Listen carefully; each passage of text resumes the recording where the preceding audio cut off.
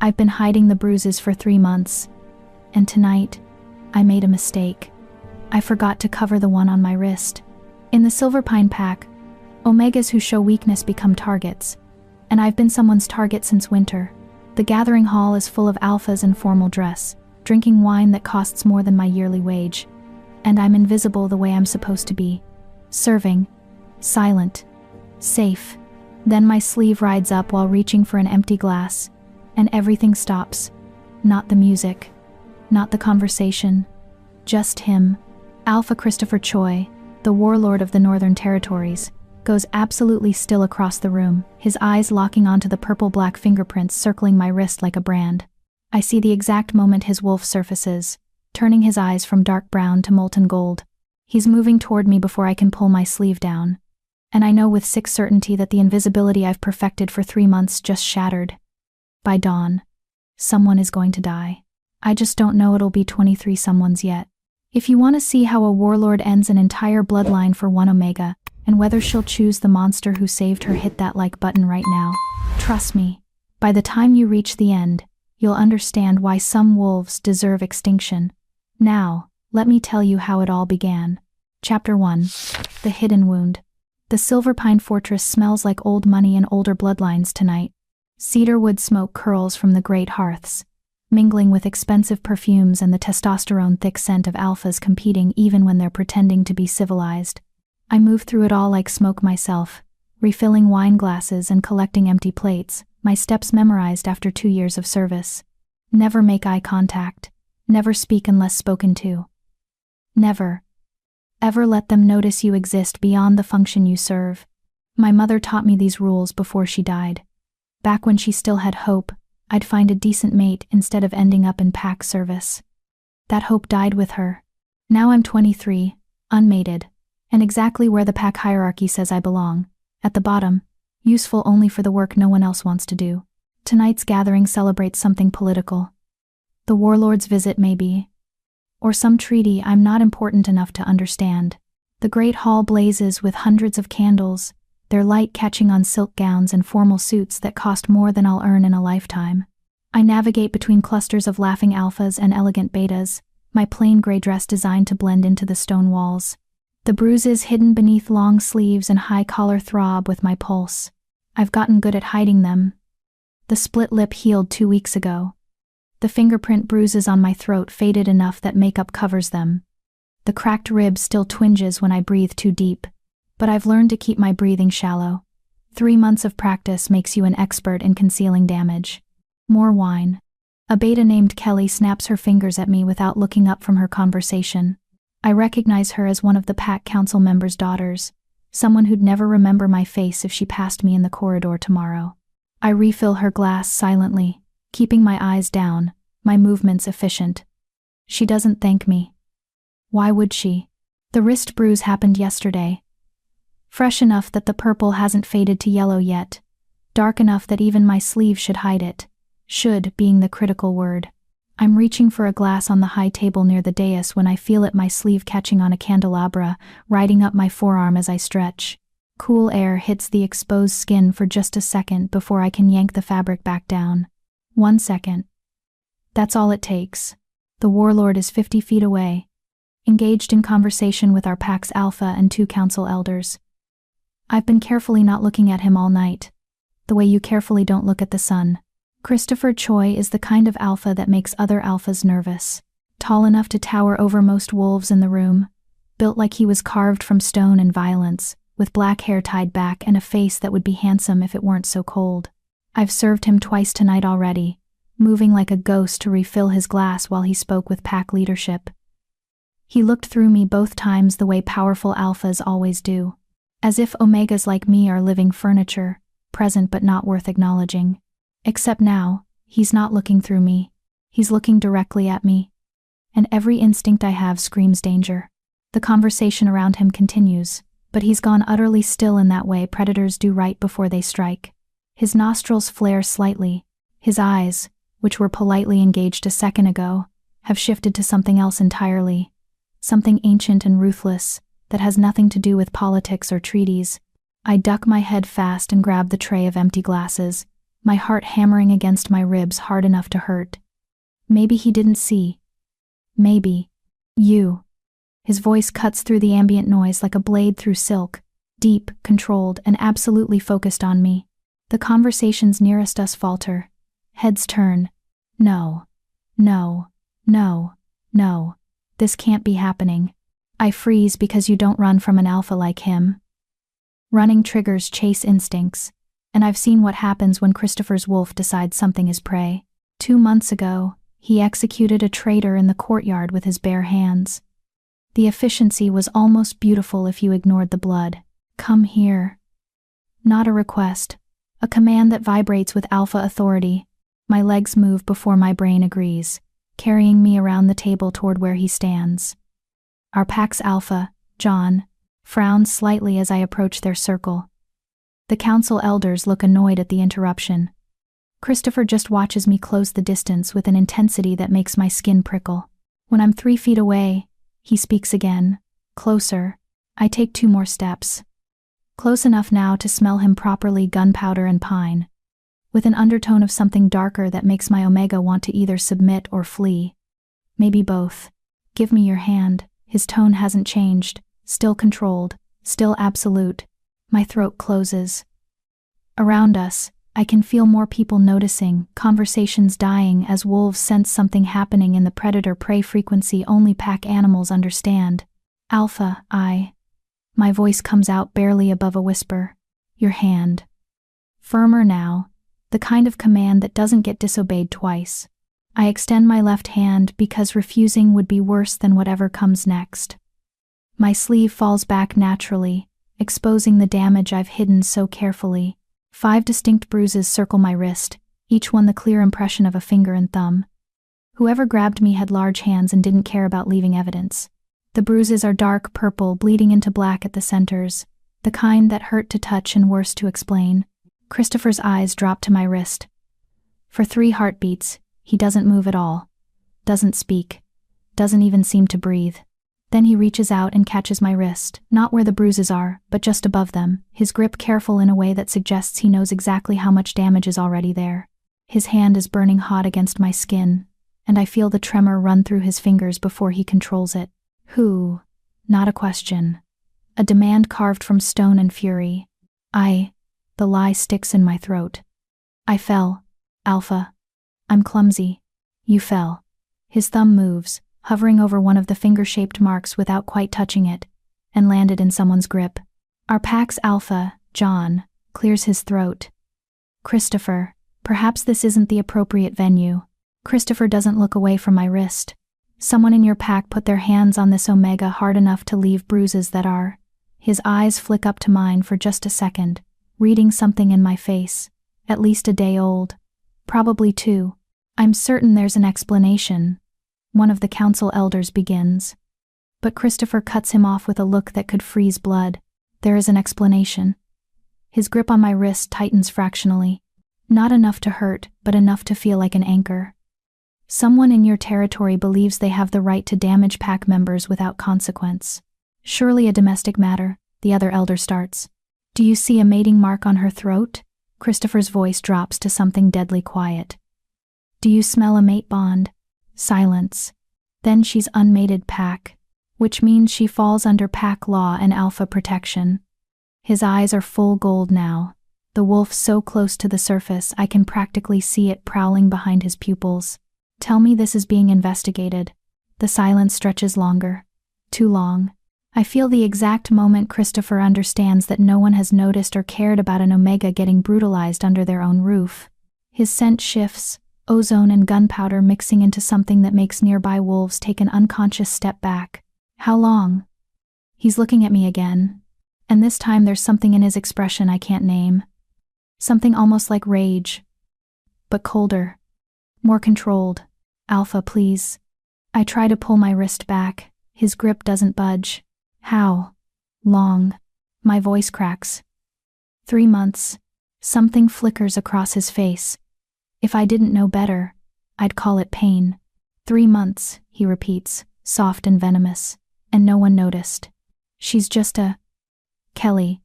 The beta who'd wanted more wine earlier stops mid-sentence when Christopher's gaze swings to her. "Finish that sentence," he suggests, voice mild as poisoned honey. "Please." She pales and says nothing. Christopher looks back at our alpha. "John, do you have your pack under control, or do I need to demonstrate what happens when territorial alphas fail to protect their own?" It's a threat delivered with perfect political courtesy, which makes it so much worse. Around the room, wolves are picking up on the tension, conversations stopping, hands drifting toward weapons they're not wearing to a formal gathering. John's jaw tightens. "The matter will be investigated immediately." "Good." Christopher releases my wrist finally, but the burning impression of his hand lingers. "Because if I find out someone under your roof has been systematically abusing an unmated Omega for 3 months while your counsel looks the other way, we're going to have a very different conversation about territorial boundaries and protection failures." He takes one step back, then another, his eyes never leaving mine. "What's your name?" "Anna," I whisper. "Anna Maxwell." "Anna." He tastes the name like he's memorizing it. "If whoever did this touches you again before I leave your territory, I want you to find me, immediately. Do you understand?" I nod, because words have abandoned me entirely. "Say it." "I understand, Alpha." "Good." His gaze sweeps the room, and I watch alphas who outrank me by every measure flinch under the weight of it. "I'll be in Silverpine for another week. I suggest someone finds answers before I have to look for them myself." Then he turns and walks out of the great hall, leaving shocked silence and the ghost of his scent hanging in the air like a promise of violence. John rounds on me the second Christopher is out of earshot. My office, now. But I'm not looking at him. I'm staring at the doorway where the warlord disappeared, my wrist still burning where he touched it, my Omega whimpering in confusion and something dangerously close to hope. Someone noticed. For the first time in 3 months, someone actually noticed. And somehow, I know that changes everything. Chapter 2. The Impossible Question. John's office smells like old leather and older anger. I stand in front of his desk with my hands clasped behind my back, eyes fixed on the worn carpet beneath my feet. The formal gathering continues in the great hall below, muffled music and laughter seeping through the floorboards like everything is normal. Nothing is normal. John paces behind his desk, the heavy footfalls of an alpha who's just been publicly challenged in his own territory. 2 council elders flank the doorway, Edward Beasley and Oliver Marr, both old enough to have gray in their hair and enough power to make Omegas like me disappear without questions. 3 months, John says finally, his voice tight with controlled fury. "You're claiming abuse for 3 months, and you never reported it?" My throat closes around the truth. "I didn't think anyone would believe me, Alpha." "Try us." Oliver crosses his arms, his expensive suit creaking with the movement. "Who put those marks on you?" The name sits on my tongue like poison. "Tyler Phillips, the son of Councilman Alberto Daniel, one of the wealthiest bloodlines in Silverpine territory. Tyler, who smiles at pack gatherings and volunteers for border patrols and everyone thinks is destined for leadership. Tyler, who cornered me in the lower kitchens 3 months ago and told me I should be grateful an alpha was paying attention to an unmated Omega with no family and no prospects. "I'm waiting," John says, and there's a warning in his tone that makes my wolf whimper. "It was an accident," I force out. "I'm sure they didn't mean." "Anna." Edward's voice is softer but no less dangerous. "The warlord of the Northern Territories just threatened our pack's sovereignty over bruises on your wrist. If this is some misunderstanding or exaggeration, it's not." The words escape before I can stop them, sharp with 3 months of swallowed fear and pain. It's not exaggerated. It's not a misunderstanding, and it wasn't an accident. Silence drops like a stone. "Then name them," John orders. "Now." My hands shake behind my back. Tyler's father is in this room. Alberto stands near the window, silent until now, but I can feel his attention like a physical weight. "I want protection first," I hear myself say, and I'm as shocked as they are. "Alpha Christopher offered." "Alpha Christopher," John interrupts, voice dripping with disdain, "is a territorial outsider who doesn't understand Silverpine's internal matters. You answer to me, not him. Then answer me this." I lift my eyes for the first time since entering the office, meeting John's gaze even though my Omega screams at me to submit. "If I name them, and there's someone powerful, will you actually do anything?" Or will this be like the last time? The temperature in the room drops 10 degrees. What last time? Edward asks slowly. I shouldn't say it. I should bite my tongue bloody and take whatever punishment comes for insubordination. But Christopher's hand on my wrist was careful. His rage on my behalf was real. And for the first time in 3 months, I'm angry instead of afraid. 2 years ago, an Omega named Crystal reported an Alpha for assault.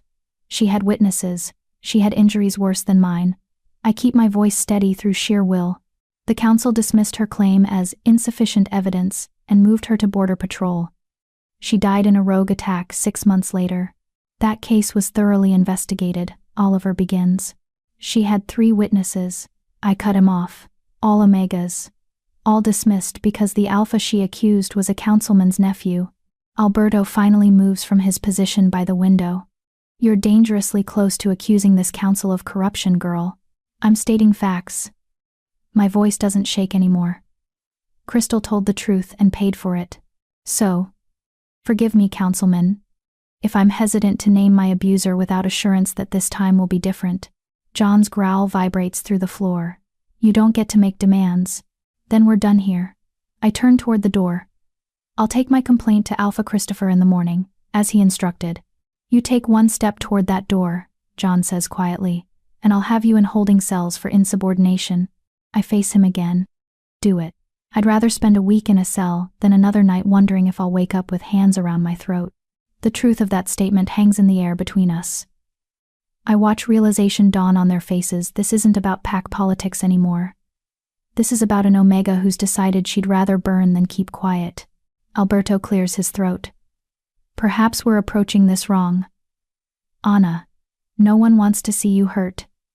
But making accusations requires proof, especially if you're implying someone of status. His name is Tyler, I say, and Alberto goes absolutely still. Tyler Phillips, your son, councilman. For 5 full seconds, no one breathes. Then Alberto laughs, actually laughs. My son? Tyler is engaged to the Alpha's daughter. He's being groomed for council position. Why would he risk everything for? He gestures vaguely at me. And the contempt in that gesture says everything. I don't know why. My voice stays level. I just know he did. You're lying. Alberto steps forward, and I smell his alpha rage building. My bloodline has served this pack for 6 generations. We have never produced abusers. You will retract this slander immediately. I won't. You'll be charged with false accusation. Then charge me. I meet his eyes, and something in my face must surprise him because he actually stops mid-stride. Charge me, and let Alpha Christopher investigate. I'm sure he'd be very interested in how Silverpine handles accusations against council bloodlines. John slams his palm on the desk, the crack of sound making everyone jump. Enough.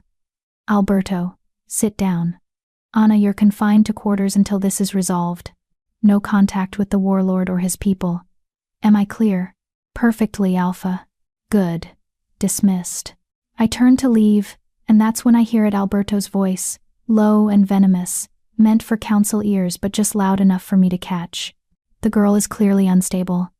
Perhaps time in the medical wing would help her remember things more accurately. Ice floods my veins. The medical wing is where wolves go to be disappeared. Sedation, memory alteration. Sometimes they come back, sometimes they don't. My hand is on the door handle when I feel a presence outside in the corridor. Not physically there but pressing against my awareness like heat from a nearby fire. My Omega recognizes it before my human mind does. Christopher. He's close. Close enough that I can feel his alpha power bleeding through the stone walls. Taste the ozone gunpowder scent of his fury even through the door. He's been listening. I don't know how I know that, but I'm certain of it with the same certainty I have that the sun rises. He heard Alberto threaten the medical wing. He heard me name Tyler. He heard everything. The doorknob burns under my palm, suddenly fever hot, and I realize he's touching the other side of the door. His hand exactly where mine is, just 3 inches of oak between our palms. Go, his voice whispers in my head, though I don't hear it with my ears. Before they see me, I'll find you. I jerk my hand back from the door, heart slamming against my ribs. That's not possible. We're not bonded. We've barely spoken. There's no way I should be able to hear his thoughts or feel his presence like this. But my Omega knows better. She's known since the moment his hand closed around my wrist in the great hall. "Mate," she whispers. "That's our mate." I wrench the door open and stumble into the empty corridor, my mind reeling. There's no one there. Christopher isn't standing on the other side, but his scent hangs in the air, fresh enough that he was here seconds ago, fresh enough that he heard every word. I make it to my quarters in the servants' wing before my legs give out. The small room is exactly as I left it: narrow bed, single window, a trunk containing everything I own, safe, isolated, suddenly feeling like a cage. I sink onto the bed and stare at my wrist where the bruises throb in time with my pulse. Tyler's marks, but under them, burned into my skin in a way that has nothing to do with physical touch, is the ghost sensation of Christopher's grip, careful, protective, absolutely furious on my behalf. No one has been furious on my behalf since my mother died. I'm still sitting there, trembling with aftermath and adrenaline, when I smell it: fresh night air and pine. My window is open. I definitely closed it before the gathering. On my pillow sits a folded piece of paper, heavy cardstock that smells like him. My hands shake as I unfold it. The handwriting is bold, aggressive, each letter carved into the paper like a promise. "You told the truth. Now I know who to kill. Sleep, Anna. You're safe tonight. By tomorrow, you won't need to hide anymore. See." I read it 3 times. 4. The casual certainty of who to kill should terrify me. It doesn't. What terrifies me is how badly I want him to mean it. I fold the note carefully and tuck it under my pillow. Then I lie down, fully dressed, my back to the door, my hand wrapped around the note like a talisman. For the first time in 3 months, I fall asleep without checking the lock 5 times. For the first time in 3 months, I dream of violence that isn't mine to endure. I dream of dawn, and blood, and Christopher's eyes burning gold while Tyler screams. I wake up smiling. Chapter 3. The Protection Gambit.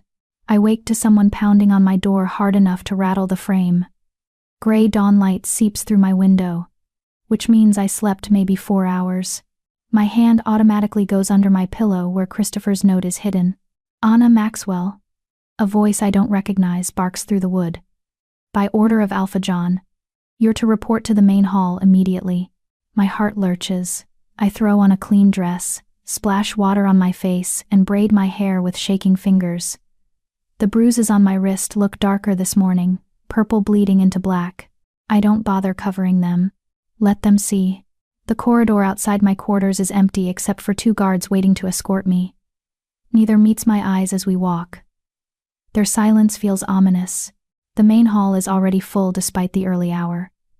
Wolves crowd the Space Pack members, visiting dignitaries, Christopher's northern warriors in their dark leather armor. The morning light slanting through high windows catches on weapons that definitely weren't present at last night's gathering. This isn't a meeting. This is a trial. John sits in the Alpha's chair, on the raised dais, council members flanking him on both sides. Alberto is there, his face carved from stone. Edward and Oliver look uncomfortable. And Tyler. Tyler stands at the bottom of the dais steps, looking confused and concerned in equal measure.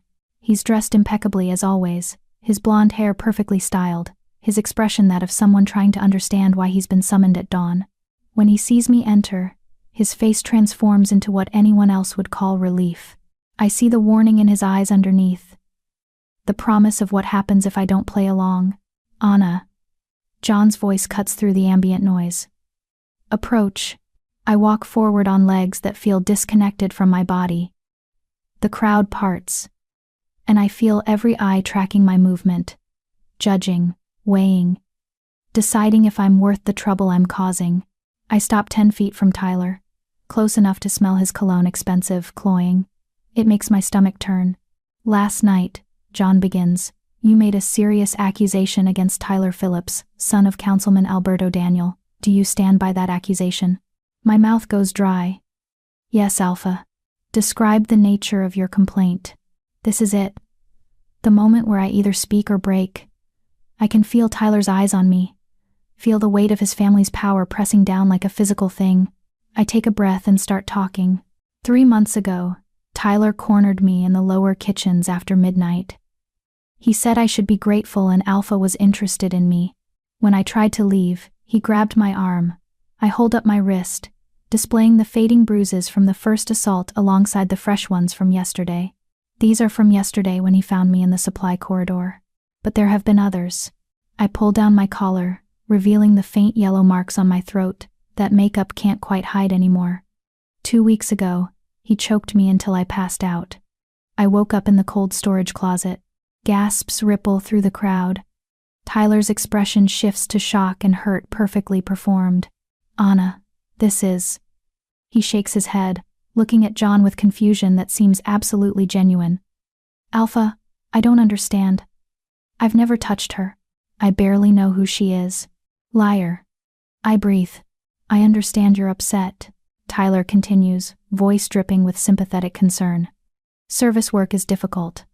The stress can cause confusion. Perhaps you've mistaken someone else for me in the dark. The crowd murmurs. I watch belief sliding toward Tyler. Away from me. He's too clean. Too respectable. Too perfectly innocent. There's no confusion, I say, louder now. You told me your father would make sure no one believed me. You said Omegas like me were disposable. You said, enough. Alberto rises from his council seat. My son is engaged to Alpha John's daughter. He has no interest in unmated Omegas. This girl is clearly disturbed, possibly seeking attention or compensation. She's seeking justice. The voice comes from the back of the hall, deep and controlled and absolutely unmistakable. The crowd parts like water as Christopher walks forward. He's in full armor this morning, black leather and steel, weapons visible on every available surface. His northern warriors fan out behind him, a wall of lethal force that makes every silver pine wolf tense. John's jaw tightens. Christopher, this is an internal pack matter. It became my matter when your council threatened to disappear her into your medical wing for telling the truth. Christopher stops beside me, not touching but close enough that I feel his heat. I heard every word of that conversation last night. Silence crashes through the hall. You were eavesdropping. Edward accuses. I was ensuring an Omega under threat wasn't going to be silenced before she could speak. Christopher's eyes sweep the council. Funny how you're more concerned about how I got the information than what the information reveals. We're handling this appropriately, John begins. By putting her on trial instead of him, Christopher gestures to Tyler. By letting his father sit in judgment. By having this conversation in public where she can be intimidated into recanting. Alberto's face darkens. You overstep, warlord. You have no authority here. I have the authority of the Northern Territories Compact, which Silver Pine Pack signed 20 years ago. Christopher's voice could cut glass. Section 7 states that visiting alphas have the right to claim protection over any unmated Omega they deem at risk during their stay. Consider this my formal claim. The claim in... The hall erupts. Wolves shout over each other. Council members surge to their feet. John's growl vibrates through the floor. You can't. John starts. I can, and I am. Christopher finally looks at me, and his eyes are still that burning gold. Anna Maxwell, do you accept my protection for the duration of my stay in Silver Pine territory? It's a formality. He's already claimed me. But he's giving me the choice anyway, in front of everyone. Tyler's expression cracks for just a second, rage bleeding through the innocent mask. Yes, I say, voice steady. I accept. Good. Christopher turns back to John. As her protector, I'm formally requesting a proper investigation. Interview witnesses. Check her medical records. Search Tyler's quarters for anything that might corroborate her story. Based on the word of one Omega? Alberto sneers. Based on the word of one Omega and the pattern of silenced complaints in your pack. Christopher's smile has teeth. How many accusations has your council dismissed in the last 5 years? Would you like me to investigate that while I'm here? The temperature in the room plummets. I see fear flicker across Edward's face, calculation in Oliver's eyes. This is outrageous, Alberto blusters. My son is innocent. She's clearly fabricated this story for attention, or revenge. Then he'll be exonerated by investigation. Christopher's voice goes soft and deadly. Unless you're concerned about what an investigation might find, Tyler finally speaks, his voice tight. I have nothing to hide, Father. Let them search. Let them ask questions. The truth will clear me. He looks at me when he says it, and I see the threat underneath. He's confident. Too confident. Which means he's covered his tracks. Intimidated any potential witnesses, made sure there's no evidence. I feel hope starting to crack. Then Christopher leans down slightly, his breath warm against my ear, voice low enough that only I hear. Don't worry. I don't need evidence to know he's guilty. I can smell the lie on him. My Omega shivers at his proximity. At the promise in those words. John finally speaks. Fine. Investigation will proceed. But Anna Maxwell will be confined to the northern guest wing under Christopher's supervision until this matter is resolved. If she's fabricated these accusations, there will be consequences. Agreed, Christopher says before I can protest. She stays in my wing under my guard, eating my food, sleeping in rooms I've personally secured. If Tyler or anyone from his bloodline comes within 50 feet of her, I'll consider it an act of aggression against me personally. The threat hangs in the air. No one is stupid enough to miss what he's saying, touch her and start a war. Council is adjourned, John announces. Investigation begins immediately. The crowd disperses slowly, wolves murmuring and glancing between me and Christopher. Tyler's eyes find mine one last time before he leaves, and his smile is cold. You'll regret this, that smile says. They won't find anything, and when I'm cleared, you'll wish you'd kept quiet. Then he's gone. Alberto's hand on his shoulder. The picture of an innocent son being supported by his father through false accusations. I'm shaking. I don't realize it until Christopher's hand settles on my shoulder, warm and steady. Walk with me, he says quietly. Before you collapse. I let him guide me out of the hall, through corridors I've cleaned 100 times, but that look different now. His warriors form a loose perimeter around us, ensuring no one gets close. The northern guest wing is in the oldest part of the fortress, all stone and tapestries and rooms designed for visiting dignitaries. Christopher's quarters are a suite of connected rooms that probably housed entire delegations once. Now it's just him and his personal guard. He leads me to a sitting room with a fireplace already blazing, deposits me on a leather sofa, and hands me a glass of water I don't remember him pouring. Drink, he orders. I drink because my hands need something to do other than shake. He settles into the chair across from me, elbows on his knees, watching me with an intensity that should feel invasive but somehow doesn't. They won't find evidence, I finally say. Tyler's too smart. He never left marks where others could see until recently. He always made sure we were alone. My voice cracks. You can't protect me forever. Eventually you'll leave, and he'll. Anna. Christopher waits until I meet his eyes. I need you to understand something. Tyler Phillips will never touch you again. You don't know that. Yes, I do. He says it with the absolute certainty of gravity or sunrise. Because if your PAC's investigation clears him, if they decide you're lying or mistaken or fabricated evidence, I will handle it myself. Something in his tone makes my skin prickle. Handle it how? His smile is cold and beautiful and terrifying. How do you think? You can't just kill him. His father is on the council. His bloodline has power. Had power, Christopher corrects softly. They had power when I thought this was about one abusive alpha. But I spent last night investigating. Want to know what I found? I'm not sure I do, but I nod anyway. Tyler has a pattern. You're not his first victim. You're not even his fifth. Christopher's hands flex like he's imagining them around someone's throat. I found 3 Omegas who left the PAC in the last 2 years. 2 who moved to border patrols and died in convenient accidents. 1 who's been in your medical wing for 6 months with psychological issues. Horror floods through me. That many? And those are just the ones I found in 8 hours of asking questions. His father knows. The council knows. They've been covering for him since he was 16. Christopher leans forward. This isn't about justice anymore, Anna. This is about extermination. The word hangs between us, heavy and final. I don't understand, I whisper. Tyler's bloodline is rotten. Not just him, his father enabled it. His uncles knew and said nothing. His cousins helped cover it up. Christopher's eyes burn gold. You don't trim rot. You cut it out completely. You're talking about killing an entire family. I'm talking about removing predators from a PAC that's supposed to be civilized. He stands, begins pacing, energy crackling around him. How many more Annas should suffer before someone stops them? How many more Crystals should die because speaking up was dangerous? I think of Crystal. Sweet, quiet Crystal, who served in the kitchens beside me, who tried to report an alpha and ended up dead within a year. What do you need from me? I ask. Christopher stops pacing. Permission. For what? To end this. Completely. He crouches in front of me, bringing his eyes level with mine. Your pack will investigate and clear Tyler because his bloodline owns half the council.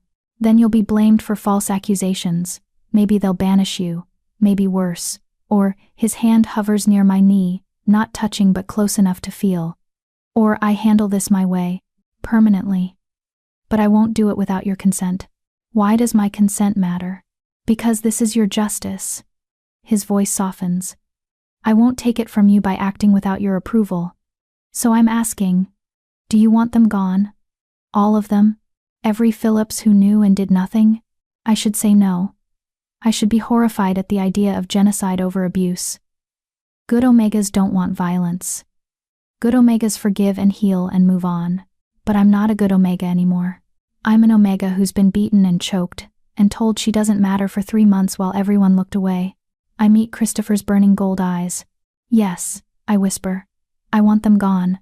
His smile is sharp and satisfied. Good. Then let the investigation play out. Let them think they've won.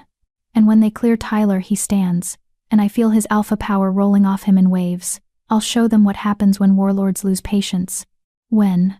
I ask. New moon. 3 nights from now. He offers me his hand.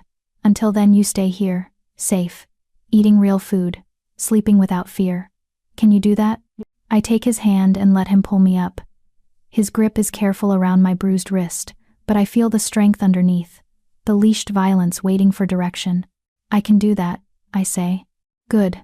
He doesn't let go of my hand immediately. One more thing. You'll feel me sometimes. Sense my location. Maybe hear my thoughts. My breath catches. I already do. Last night, outside John's office. I know. His thumb brushes across my knuckles. It's the bond starting. Not complete yet, but beginning. You feel it? Yes. Does it frighten you? I should say yes. We barely know each other. This is happening too fast, too intense. But my Omega is practically purring with satisfaction. No, I admit. It doesn't frighten me. Then rest. Heal. His eyes search my face. In 3 days, an entire bloodline will answer for what they did to you. And every Omega before you. I need you strong enough to watch them fall. He means it. Every word.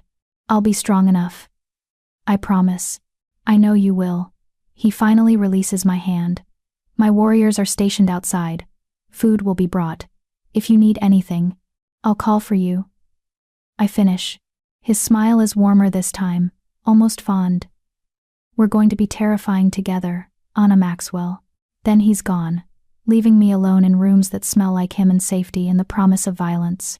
I sink back onto the sofa and stare at my bruised wrist. 3 days. 3 days until Tyler Phillips learns that some Omegas bite back. I can wait 3 days. I've waited 3 months. What's 72 more hours? Chapter 4. The confession extracted. The investigation lasts exactly 2 days before it becomes a joke. I watch it unfold from Christopher's quarters like observing a play where everyone already knows the ending. Warriors come and go, reporting back with tight expressions and clenched fists. Each report is the same. No evidence, no witnesses willing to talk. Nothing that proves Tyler Phillips is anything but a model pack member. The Omega who's been in the medical wing for 6 months. Christopher's beta, Devon, reports on day 1. Suddenly can't remember why she's there. Says Tyler was always kind to her. 1. The 2 who transferred to Border Patrol? Another warrior, Peter, shakes his head. 1 claimed she left for better opportunities. The other wouldn't speak to us at all. Looked terrified the whole time. They got to them. I say from my position by the window. Tyler's family threatened them or paid them. Or they're too frightened to speak because they saw what happened to Crystal. Christopher finishes. He's been prowling the sitting room for an hour, restless energy crackling off him. Either way, the investigation is designed to fail. He's right. By the evening of the second day, John summons us both to his office with the kind of formal curtness that means he's already made up his mind. The office looks the same as it did 2 nights ago, but the atmosphere is different, victorious. Alberto sits in one of the chairs looking smug. Edward and Oliver won't meet my eyes. Tyler stands behind his father, the picture of wounded innocence. The investigation is complete, John announces without preamble. We found no evidence supporting Anna's accusations. No witnesses, no physical proof, no pattern of behavior suggesting Tyler Phillips is anything but an exemplary pack member. My stomach drops even though I expected this. Furthermore, John continues, we found evidence suggesting Anna has a history of attention-seeking behavior. Multiple supervisors noted she was often dramatic about minor injuries. One reported she once claimed to have fallen downstairs when questioned about a bruise, then later suggested another servant pushed her. That's not, I start, but Christopher's hand on my shoulder stops me. Let him finish, Christopher says quietly, but his scent has turned to ozone and violence. Given the lack of evidence and Anna's apparent history of fabrication, the council has decided Tyler Phillips is innocent of all charges. John's eyes fix on me, cold and final. Anna Maxwell, you are hereby charged with making false accusations against a council member's family. The penalty is banishment from Silverpine territory, effective immediately. The words hit like physical blows. Banishment. I'll be Omega with no pack, no protection, no future. Rogues or starvation or worse. Those are the only options for banished wolves. Unless, Alberto adds with poisonous satisfaction, you publicly recant your accusations. Admit you fabricated them out of attention-seeking behavior or mental instability. Do that, and we'll be merciful. You can stay in pack territory, though obviously you'll be removed from fortress service. They're giving me a choice. Destroy my own credibility or die slowly outside pack protection. Tyler's watching me with barely concealed triumph, waiting for me to break. Christopher's hand tightens on my shoulder. Through our half-formed bond, I feel his rage burning like a star about to go supernova. No, I say clearly. No, John repeats. You understand what banishment means? I understand perfectly, Alpha. I straighten my spine, meeting his eyes. I also understand that recanting won't make me safe. Tyler will still be here, still protected, still free to hurt the next Omega who catches his attention. So no, I won't recant the truth just to make his crimes more convenient to ignore. Alberto surges to his feet. You insolent. Enough. Christopher's voice cuts through the room like a blade through silk. If Silverpine Pack refuses to provide justice, then I invoke the Northern Territories Compact, Section 12. John's face goes carefully blank. What section? Trial by champion. When a visiting Alpha believes a host pack has committed grave injustice, they may challenge pack leadership directly. Winner takes sovereignty over the disputed matter. Christopher's smile has teeth. I challenge you, Alpha John, for the right to determine Anna Maxwell's fate and the truth of her accusations. The office goes dead silent. You can't be serious. Edward breathes. Deadly serious. Christopher's eyes burn gold. Unless you'd prefer I simply take Anna and leave, then return with my full army to discuss your pack's justice system in more detail. It's a threat wrapped in formality. Accept the challenge or face war. John's jaw works. If I win, she's banished and you leave Silverpine territory immediately. Agreed. And if I win, I conduct my own investigation with full authority. Anyone I find guilty answers to me, not your council. Christopher pauses, including council members themselves. Alberto goes pale. Tyler's mask finally cracks, showing the fear underneath. Tomorrow at dawn, John says after a long moment. The old challenge grounds. Traditional rules shifted forms, no outside interference. Fight until submission or death. Perfect. Christopher turns, keeping his hand on my shoulder, guiding me toward the door. We'll see you at dawn, Alpha. We're halfway down the corridor before I find my voice. You can't fight him. John is weaker than me. Christopher says it like stating a fact. I've fought worse alphas than him and won. But if you lose, I won't. He stops, turning to face me fully. His hands come up to cut my face, careful around the fading bruises. Anna, I need you to trust me. Can you do that? His eyes are so gold, they barely look human anymore. I can feel his certainty through the bond, solid as stone. Yes, I whisper.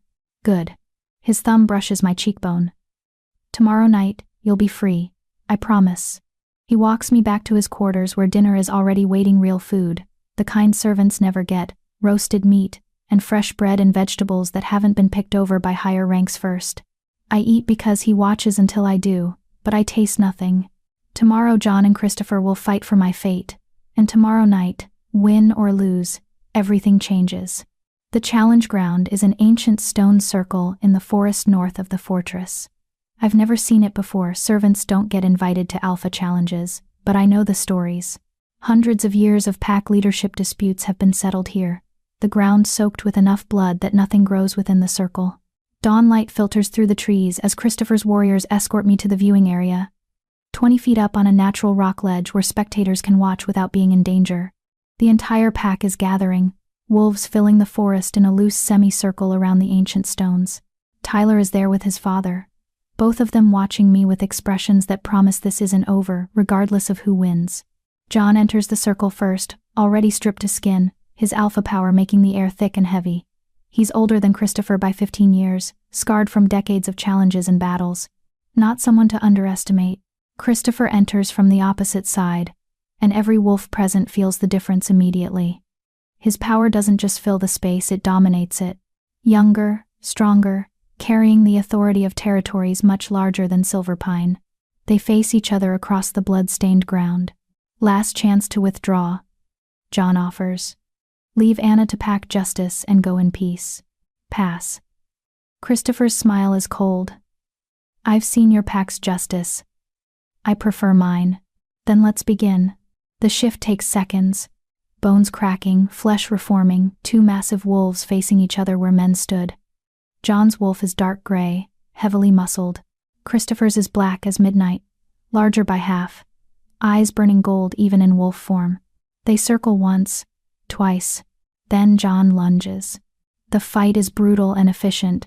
John's experience shows in his tactics, going for tendons, using his weight, trying to tire the younger wolf out. But Christopher is faster, stronger, and absolutely merciless. He doesn't just fight to win, he fights to make a point. Within 5 minutes, John is bleeding from a dozen wounds. Within 10, he's limping. Within 15, Christopher has him by the throat, jaws locked around his windpipe. One calculated squeeze away from ending it. John's wolf goes still. Submission. Christopher holds the position for 3 more seconds, long enough that every wolf present understands he could kill their alpha and chooses not to, then releases him and shifts back to human form. John shifts back slowly, one hand on his throat, blood running down his chest. It's done, Christopher says, voice carrying to every witness. Anna Maxwell is under my authority now. Her accusations will be investigated properly. Anyone who interferes answers to me. He doesn't wait for acknowledgement. Just turns and walks to where I'm standing on the ledge, his warriors forming up around us immediately. Pack your things, he tells me quietly. You're moving to the northern quarters permanently, under my protection until this is resolved. Christopher, not here. His eyes scan the crowd, cataloging threats. We'll talk in private. But as we walk back through the forest, I see it, Tyler and Alberto standing together, their expressions no longer smug. Now they just look calculating. Dangerous. That night, Christopher sits across from me in the northern quarters, cleaned of blood but still radiating post-battle energy. They'll come for you now, he says bluntly. Not openly. But they know I won't stay in Silverpine forever. They're patient. They'll wait until I leave, then make you disappear. I know. I've been thinking the same thing all day. So here's what's going to happen. He leans forward, elbows on his knees. Tomorrow night is the new moon. I'm going to handle Tyler and his bloodline permanently, but I need to know, truly know, that this is what you want. Not what you think I want, or what you think you should want. What do you actually want, Anna? I think about Crystal. About the Omega in the medical wing, who can't remember why she's there. About the ones who transferred away, or died in convenient accidents. About 3 months of hands around my throat and bruises I had to hide and fear that tasted like copper on my tongue. I want them gone. I say clearly. All of them. Everyone who knew and let it happen. I want them erased so thoroughly that no one ever fears their name again. Christopher nods slowly. Then tomorrow, I hunt. And when the sun rises, the Phillips bloodline will be extinct. He says it like a promise and a prayer. I believe him. Chapter 5, The Hunt begins. Christopher leaves at midnight without saying goodbye. I don't need him to. I feel him go through the bond, a sudden absence like heat leaving a room, replaced by something colder and infinitely more dangerous. His wolf rising to the surface. The predator emerging. I'm alone in the northern quarters with 2 of his warriors stationed outside my door. Devon knocked an hour ago to check on me, his expression grim. He'll be back by dawn, Devon said. Try to sleep. Sleep. As if I could sleep knowing what Christopher is doing right now. I pace the sitting room instead, tracking his presence through the bond, like following a compass needle. He's moving through the fortress, then beyond it into Silver Pine territory, hunting. At 1:17 a.m., I feel the first death. It hits me like a physical blow, a spike of fear that isn't mine. Then nothing, a life extinguished. The bond thrums with Christopher's cold satisfaction, his wolf pleased with the kill. I sink onto the sofa, hand pressed to my chest where my heart hammers against my ribs. Oh gods, it started. The second death comes 10 minutes later. This one I feel more clearly, Christopher's rage spiking hot and bright before the kill, then cooling immediately after. Efficient. Controlled. He's not losing himself to bloodlust. He's executing a plan. By 2 a.m., I've stopped trying to count. Deaths blur together, coming faster now.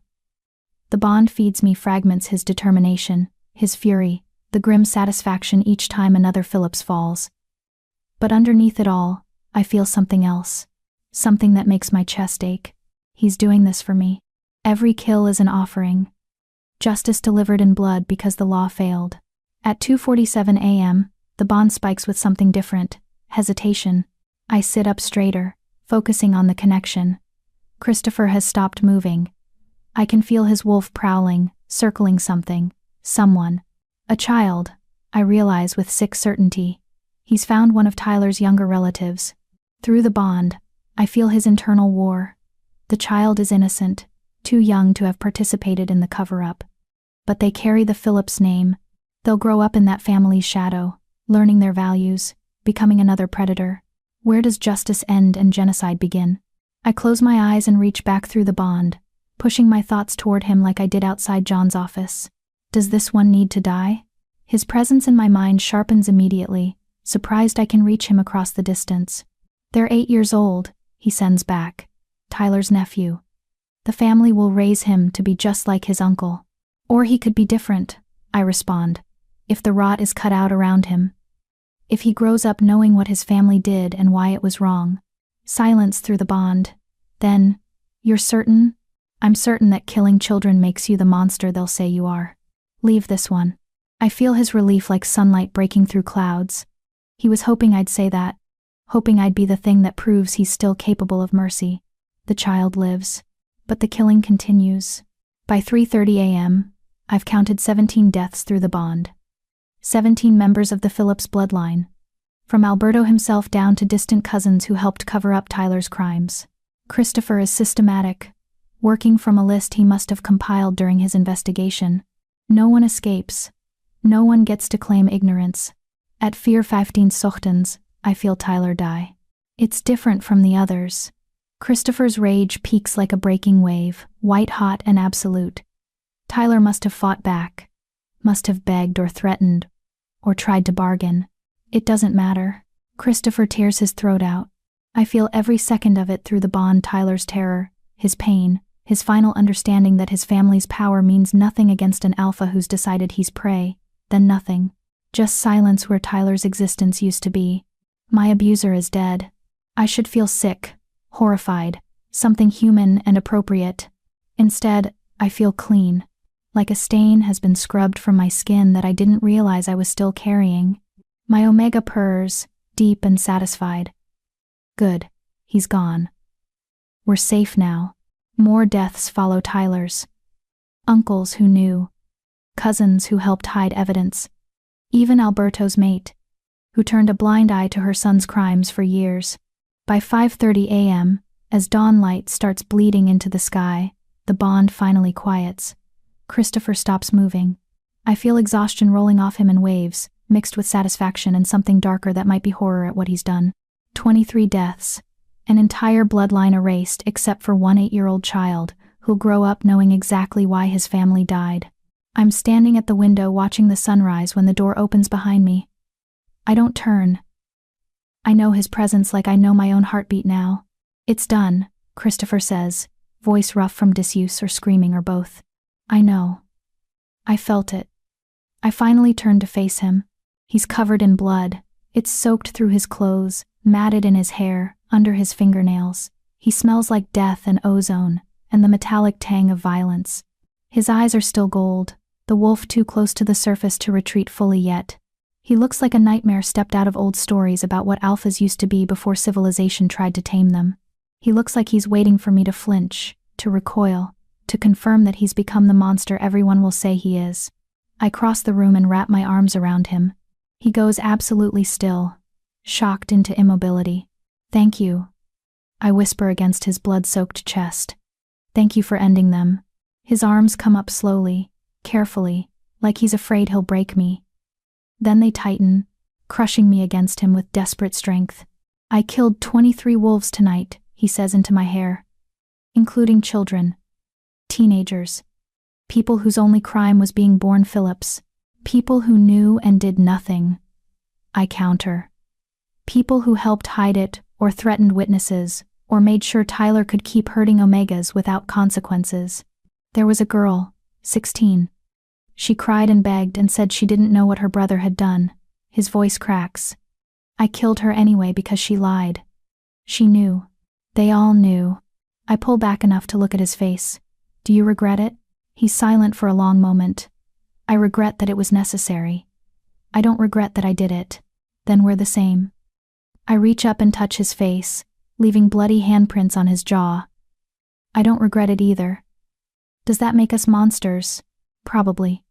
His hand covers mine, pressing it harder against his face. But I'd rather be a monster who protects you than a civilized alpha who lets predators hide behind family names and council seats. The pack will demand answers, I say. John will have to respond. Let them demand. Christopher's eyes burn into mine. I'm the warlord of the Northern Territories. I've claimed you under protection laws. If Silverpine wants war over 23 dead predators, I'll give them one they won't survive. He means it, would burn this entire pack to ash rather than let anyone punish me for speaking truth. Come on, I say, tugging him toward the bathing room. You need to wash. Before anyone sees you like this. He lets me lead him, docile in the aftermath of violence. I fill the copper tub with hot water from the cistern, and he strips mechanically, dropping blood-soaked clothes in a pile that I'll burn later. When he sinks into the water, it immediately turns pink. I kneel beside the tub with a cloth and soap and start washing blood from his hair, his face, his hands that killed for me. Why are you doing this? He asks quietly. Because you did something terrible and necessary, and you shouldn't have to face it alone. I scrub at a particularly stubborn stain on his temple. Because you gave me justice when no one else would. Because... I pause, considering my next words carefully. Because my Omega has decided you're hers. And she takes care of what's hers. His eyes snap to mine, searching. You're Omega. Not you? Me too, I admit. Both of us. We choose you, Christopher. Monster and all. He catches my wrist, the one still marked with fading bruises from Tyler, and brings it to his lips. Kisses each finger-shaped mark with devastating gentleness. I would have killed 100 Phillips for you, he murmurs against my skin. 1,000, however many it took to make you safe. I know. And I do. I feel it through the bond. His absolute certainty that my safety matters more than his soul. We stay like that until the water goes cold, and the blood is washed away. Until he looks almost human again, instead of like something that crawled out of Wolf's oldest nightmares. Dawn is fully broken when he finally climbs out of the tub. I hand him clean clothes and watch him dress, both of us silent with the weight of what comes next.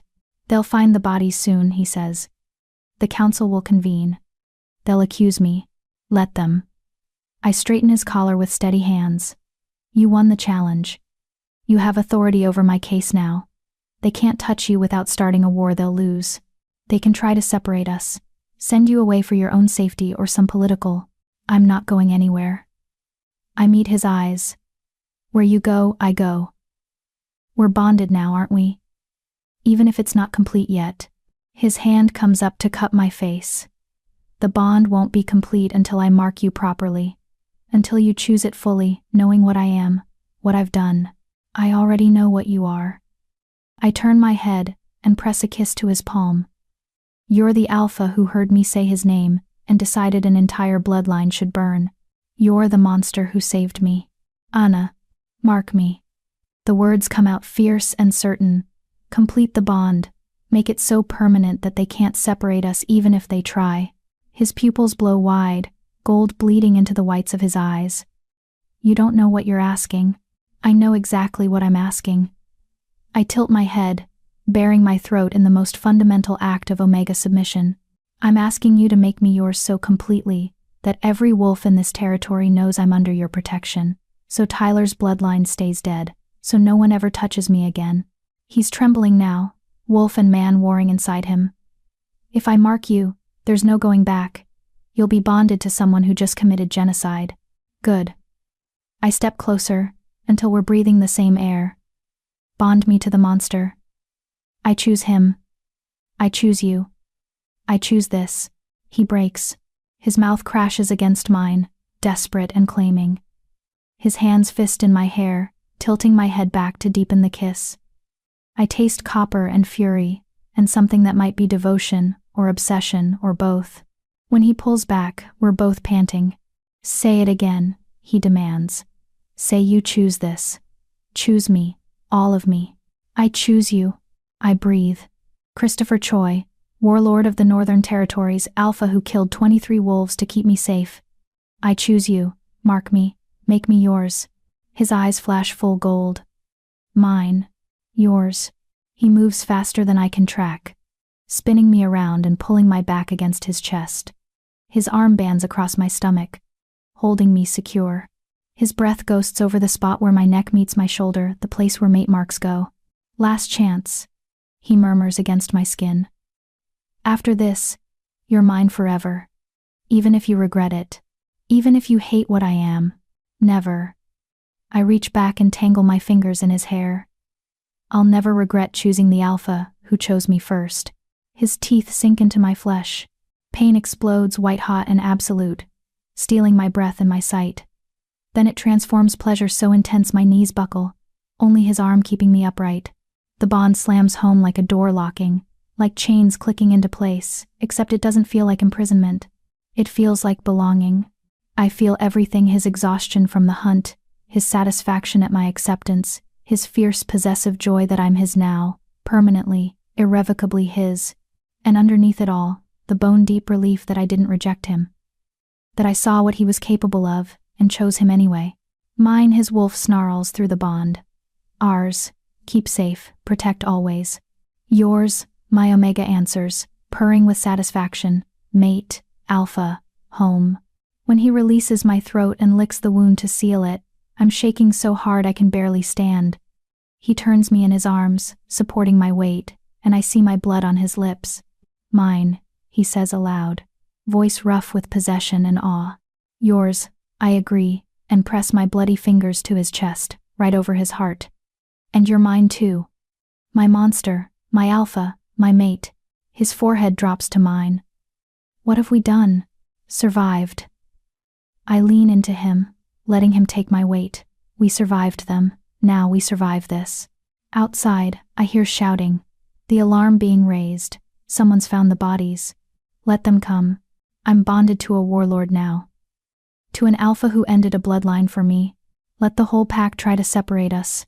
They'll find out exactly how far Christopher Choi will go to keep what's his. Chapter 6. The night before. The bodies are discovered by dawn patrol at 6:47 a.m. I know because I feel Christopher's warriors moving into defensive positions around the northern quarters, their tension bleeding through the stone walls.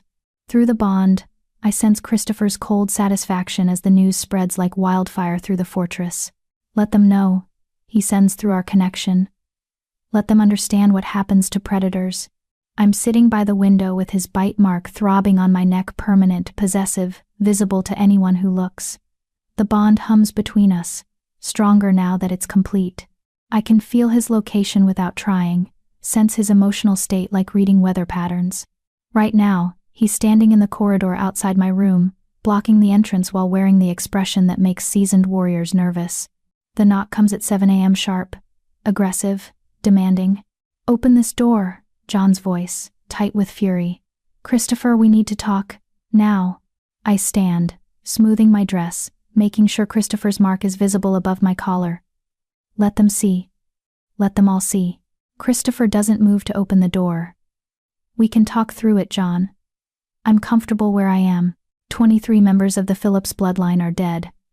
John's voice shakes. Slaughtered in their homes. Women, children. The entire family wiped out in a single night. 22, Christopher corrects calmly. I spared the 8-year-old. He's currently with his mother's family who aren't Phillips by blood. Silence. Then, you admit it. I admit nothing. I'm simply correcting your count. I can hear the smile in Christopher's voice. But hypothetically, if someone did decide to exterminate a bloodline of predators who've been abusing omegas for decades while your counsel looked the other way, I'd say that someone did your pack a service. A service? Edward's voice now high and shocked. You murdered. I murdered no one.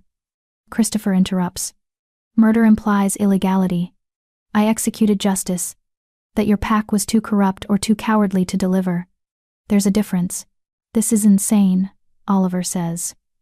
You can't just. The Northern Territories Compact doesn't give you authority to. Section 7, Clause 4, Christopher recites. A visiting alpha with protection claim over an at-risk omega has the right to eliminate immediate threats to said omega's safety. Tyler Phillips was an immediate threat. His family enabled him. They became threats by extension. That clause refers to defending against active attacks. John's fist slams against the door. Not premeditated. Tyler attacked Anna for 3 months while you did nothing. Christopher's voice goes cold and deadly. Every day you failed to stop him was an active attack your pack sanctioned through inaction. I simply stopped a threat your leadership was too compromised to address. I move closer to the door, pressing my palm against the wood. Through the bond, I feel Christopher's awareness of me shift, his attention split between the argument and my proximity. I'm here. I send through the connection. You're not alone in this. His relief pulses back. Stay inside. This might get violent. Open this door, John demands again. That's an order from the alpha of this territory. And I'm the warlord of the Northern Territories with a protection claim on Anna Maxwell, who is now my bonded mate. Christopher's voice carries absolute authority. Your orders mean nothing to me. Now, if you're here to formally charge me with a crime, present your evidence, and we'll discuss extradition treaties.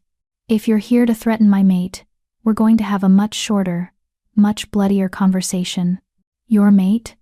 Alberto's mate, no. Alberto's widow. Her voice breaks on a sob. You killed my husband, my son, my entire family. And you stand there talking about mates? Your husband enabled a predator, Christopher says without sympathy. Your son was that predator. Your family helped him hunt omegas for sport. Yes, I killed them. Yes, I'd do it again. The only question is whether Silverpine Pack wants to make this a problem. Of course it's a problem, John roars. You can't massacre pack members without consequences. Then arrest me. Christopher's challenge rings clear.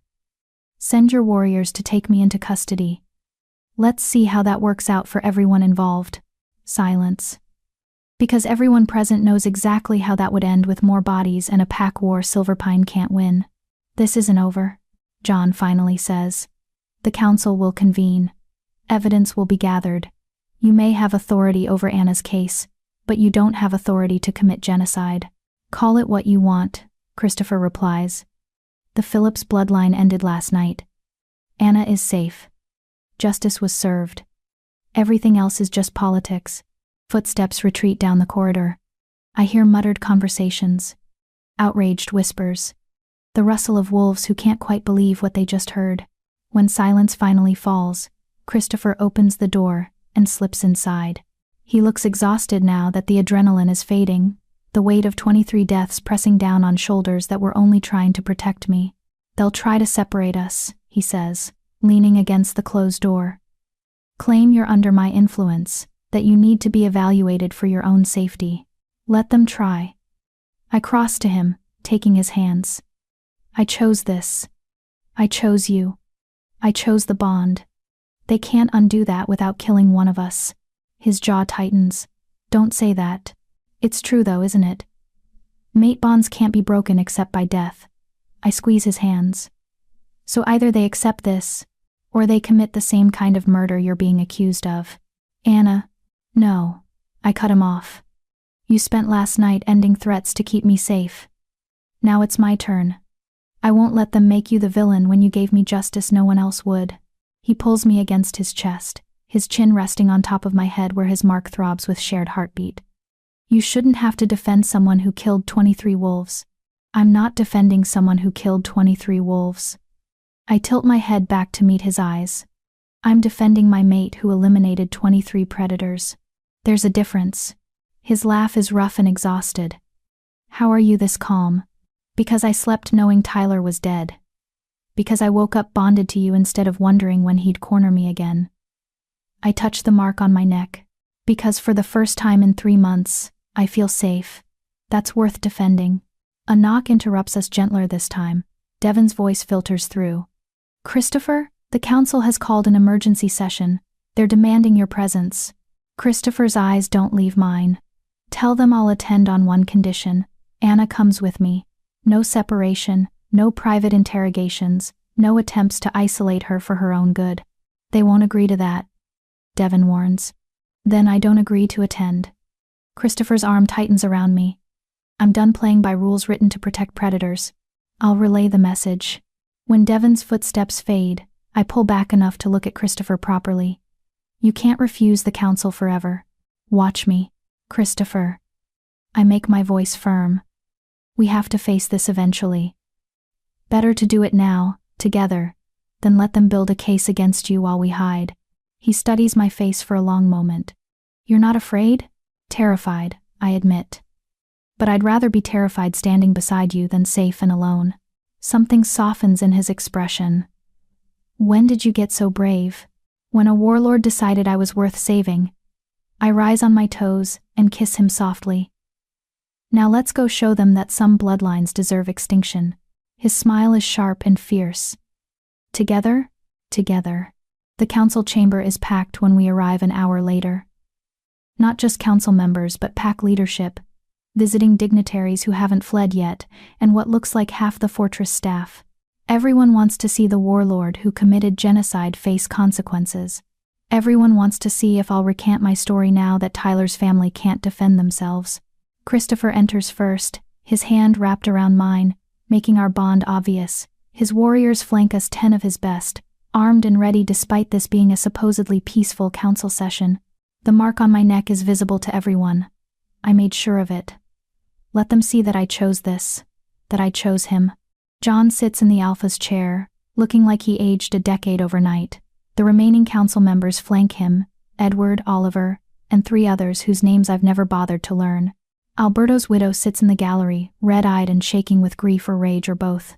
"Christopher Choi," John begins formally. "You stand accused of murdering 23 members of Silver Pine Pack, without trial, without authority, and without cause. How do you answer?" "Not guilty." Christopher's voice carries easily. "On all counts." Murmurs ripple through the crowd. "You admitted to killing them," Edward says. "You admitted it this morning in the corridor." "I admitted to correcting your body count." Christopher interrupts. "That's not the same as a confession. But let's say, hypothetically, someone did eliminate the Phillips bloodline last night. Let's examine whether that constitutes murder." He releases my hand and steps forward, addressing the room like a commander addressing troops. "Murder requires illegality. Killing in defense of self or others is not illegal under pack law. Tyler Phillips abused my mate for 3 months. He gestures to me. Anna reported it. Your council dismissed her." That dismissal made Tyler a continued threat to her safety.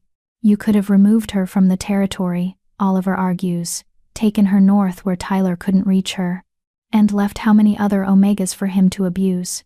Christopher's voice sharpens. Anna wasn't his first victim. She wasn't even his fifth. Your own records show a pattern of dismissed complaints, convenient transfers, suspicious deaths.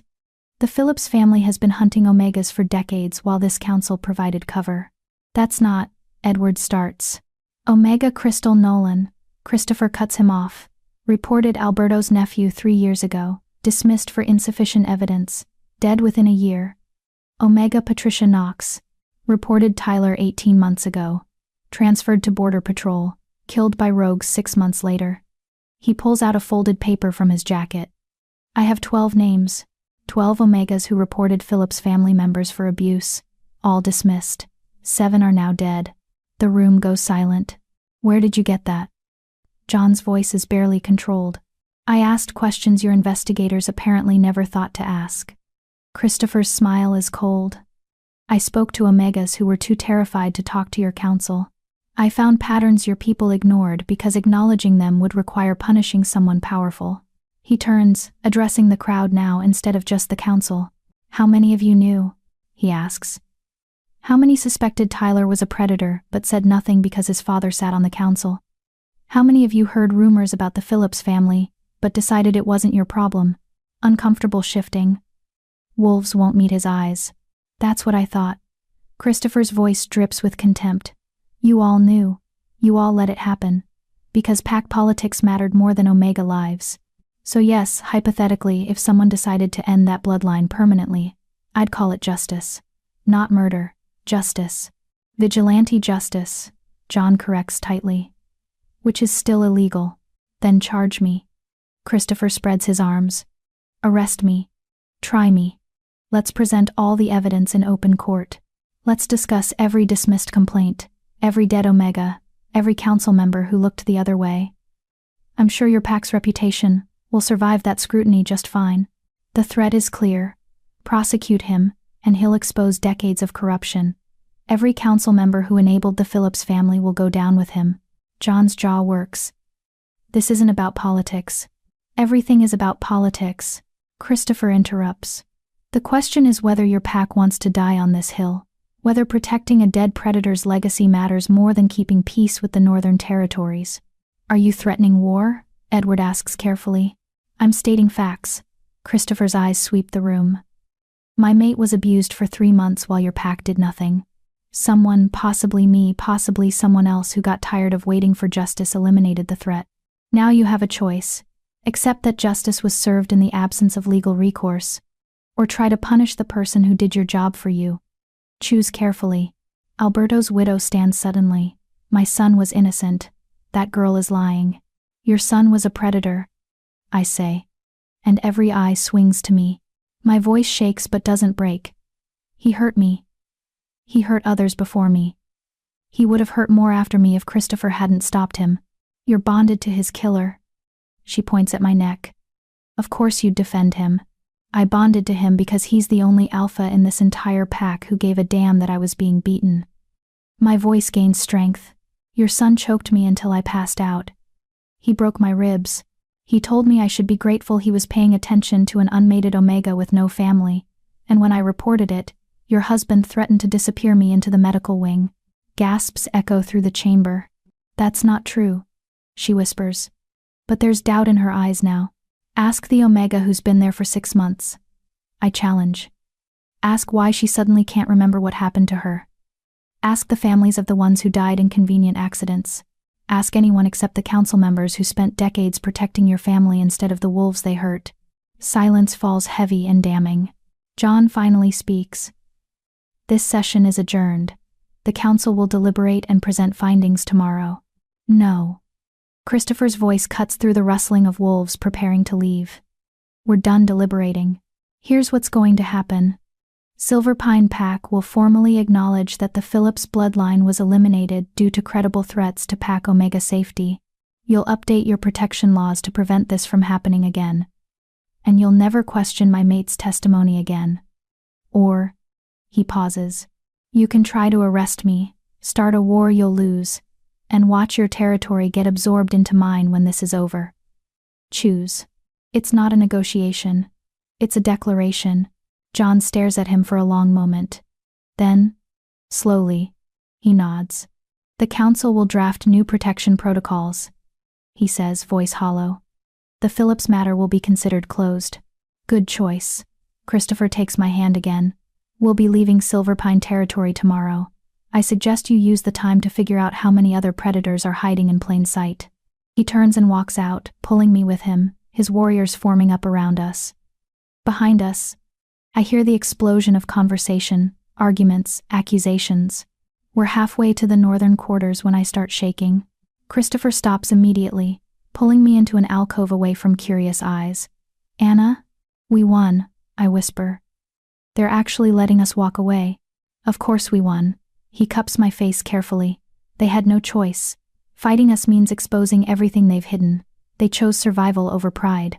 Tyler's really gone. His family's gone. No one's coming after me. No one's coming after you. He confirms. You're safe. Finally. Actually safe. The reality crashes over me and I'm crying, clutching at Christopher's shirt while 3 months of fear and pain and terror pour out in shaking sobs. He holds me through it. One hand in my hair, the other around my waist, anchoring me while I fall apart. I've got you, he murmurs. I've got you. You're safe. You're mine. Nothing will ever hurt you again. I believe him. For the first time in my life, I have an alpha who means it when he promises protection. Even if that protection came wrapped in genocide and bloodshed. Especially because it did. Chapter 7, The Purge. We leave Silver Pine territory at dawn. Christopher's entire contingent moves as 120 warriors, their supplies, and me at the center of it all wearing travel clothes that don't belong to a servant. Fine wool, leather boots that fit properly, a cloak lined with fur that smells like him. His mark on my neck is still fresh enough to ache with every heartbeat. The pack gathers to watch us go, not to mourn or protest, just to bear witness. John stands at the fortress gates with what's left of his council, expression unreadable. Some wolves look relieved we're leaving. Others look terrified of what we've exposed. A few Omegas watch from the servant quarters windows. I catch Crystal's sister's eye. She mouths thank you before disappearing back inside. Tyler's gone. Alberto's gone. The entire bloodline that hunted Omegas for sport is extinct. I should feel guilty. Shouldn't I? I don't. Christopher rides beside me, his horse matching pace with mine. Through the bond, I feel his alertness, his readiness for ambush or last-minute treachery. But Silver Pine Pack lets us leave without incident. They're too busy burying their dead and rewriting their laws to start a war they'd lose. How do you feel? Christopher asks once the fortress disappears behind trees. Free, I answer honestly. Lighter. Like I can breathe fully for the first time in months. His hand reaches across the space between our horses, fingers brushing mine. No regrets? About bonding to you? Never. I squeeze his hand. About what had to happen for us to get here. I regret that it was necessary. I don't regret that you did it. He nods, something easing in his expression. We've had this conversation 3 times since the purge. He keeps asking because he needs to know I'm not going to wake up one day and realize I'm bonded to someone capable of genocide. I keep answering because I need him to understand. I chose this. I chose him. I'd choose him again. The Northern Territories are 3 days' ride from Silver Pine. Christopher's lands span mountain ranges and old forests, territory he won through challenges and strategic alliances. His fortress is built into a mountain itself, stone and iron, and defensive positions that have never fallen to siege. It's not like Silver Pine, he warns, as we make camp the first night. It's harsher. Colder. My pack is military first. Political second. You'll be expected to what? I interrupt. Be your mate? I already am. Be Pack Omega? I've been a servant for years. I know how to work. You're not a servant anymore. His voice is firm. You're the warlord's mate. That comes with authority, respect, protection. No one touches you. No one commands you. You answer to me and only me. The possessiveness should bother me. It doesn't. After 3 months of being Tyler's target, Being Christopher's priority feels like safety instead of imprisonment. What if they don't accept me? I ask quietly. What if they think I'm just some Omega you claimed during a territorial visit? What if… Anna… He cups my face, making me meet his eyes. I killed 23 wolves for you. My pack will accept you or they'll answer to me. There is no third option. I lean into his palm. You can't threaten everyone who looks at me sideways. Watch me. He means it. Through the bond, I feel his absolute conviction that anyone who threatens me forfeits their life. It should be terrifying. It's not. Maybe that makes me as much a monster as him. We reach the northern territories on the third day. The fortress rises from the mountainside like it grew there, all dark stone and iron gates, defensive towers watching the approaches. Wolves patrol the walls, warriors in black leather with weapons that aren't decorative. This is a military installation first, a political center second. The gates open before we reach them. Christopher's second-in-command, a scarred beta named Carlton, meets us in the courtyard with a full honor guard. Warlord. Carlton's eyes flick to me, taking in the mark on my neck, the way Christopher keeps me close. Welcome home. I see you've brought a guest. My mate, Christopher corrects. Anna Maxwell. She's to be treated with the same authority as myself. Anyone who forgets that answers to me personally. Carlton's eyebrows rise, but he bows smoothly. Understood. Welcome, Anna. The northern wing has been prepared for your arrival. The fortress interior is sparse compared to Silverpine function over decoration, weapons on walls instead of tapestries. Wolves stop and stare as we pass, their surprise obvious. Christopher doesn't bring mates home. Christopher doesn't bond casually. Christopher just committed genocide for an Omega none of them have met. The whispers start immediately. We reach the northern wing, Christopher's personal quarters, apparently. Rooms that are his alone, never shared. The inner sanctum where only trusted few are allowed. He opens the door and gestures me inside first. The space is surprisingly warm. A fire burns in the hearth, furs cover the floor, and someone has placed fresh flowers on the table despite this being a military fortress. The bed is massive, clearly built for an alpha of Christopher's size. Our bed now. It's not much, Christopher says, suddenly uncertain, in a way I've never seen him. I don't entertain. Don't have guests. It's perfect. I turn to face him. It's ours. That's all that matters. Relief floods through the bond. He was nervous. The warlord who ended a bloodline without flinching was nervous about whether I'd like his quarters. I love him a little more for that vulnerability. There will be a formal introduction tonight, he continues. The pack needs to meet you, acknowledge the bond officially. It'll be political. I finish. I understand. Some will question the bonding. They'll think I acted impulsively or that you manipulated. Let them think what they want. I cross to him and take his hands. I'm not going anywhere. And I'm not afraid of your pack. You should be. His jaw tightens. These aren't civilized council wolves. They're warriors, killers. They've survived by being harder and meaner than everyone else. Then they'll understand why you did what you did. I meet his eyes. Warriors understand protecting their own. They'll understand that Tyler needed to die, that his family enabled him, that justice required bloodshed. I hope you're right. I am. I rise on my toes and kiss him softly. Now show me around before this formal dinner. I want to see your territory. He relaxes slightly, the tension bleeding out of his shoulders. As you wish, mate. The title makes my Omega purr with satisfaction. The formal introduction happens in the Great Hall at sunset. The space is packed with warriors, Christopher's officers, territorial commanders, the alphas who swore loyalty to him over the years. Easily 200 wolves, all watching as Christopher leads me to the raised platform where his chair sits. Not a throne exactly, more like a command position. He stands before his assembled pack, one hand wrapped around mine, making our bond obvious. This is Anna Maxwell, he announces, voice carrying to every corner. My mate. Bonded 3 days ago in Silverpine territory under circumstances I'm sure you've all heard about by now. Murmurs ripple through the crowd. They've definitely heard. Some of you will question the timing, Christopher continues. Some will wonder if I acted rashly. Let me be clear. I found my mate being abused by a predator whose family had been hunting omegas for decades. When her pack refused justice, I delivered it myself. 23 Phillips family members died. I don't regret it, I'd do it again. Silence. Then Carlton steps forward. The Phillips bloodline? He asks carefully. The entire bloodline? Every member who knew and did nothing.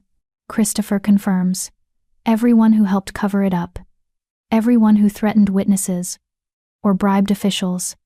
I investigated. I judged. I executed. More silence. Then, surprisingly, Carlton nods. About damn time someone did, he says. We've been hearing stories about Silverpine's Omega problem for years. Good riddance. Agreement rumbles through the hall. Not universal, some wolves look uncertain, concerned about the political implications. But most seem satisfied that predators got what they deserved. Anna is pack now, Christopher says firmly. My authority is her authority. Anyone who threatens her threatens me. Anyone who questions her place here questions my judgment, and we all know how I handle challenges to my judgment. Several wolves unconsciously touch scars or look away. Christopher's reputation for dealing with dissenters is apparently well established. Welcome home, Anna. Someone shouts from the back. Others take up the call. Not everyone, but enough that the acceptance feels real instead of forced.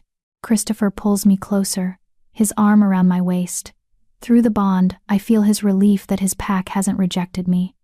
His satisfaction that they understand why he did what he did. Feast, Carlton calls. The warlord has a mate. We celebrate. The hall erupts into motion tables being filled with food, ale flowing, warriors clustering in groups to discuss and debate and drink. Several approach to formally introduce themselves, to acknowledge the bond with stiff military courtesy. A few omegas hover at the edges, watching me with expressions I can't quite read. Curiosity. Hope. Fear. Go talk to them, Christopher murmurs in my ear. They need to see you're not just a pretty thing I claimed, that you're one of them. I squeeze his hand and cross to where 3 omegas stand together. They're all dressed better than I ever was in Silverpine, clean clothes, no visible bruises, meeting my eyes without fear. Hi, I say simply. I'm Anna. The boldest one, a woman with short dark hair and calculating eyes, steps forward. Dominique, I run the Omega quarters here. She studies the mark on my neck, so it's true.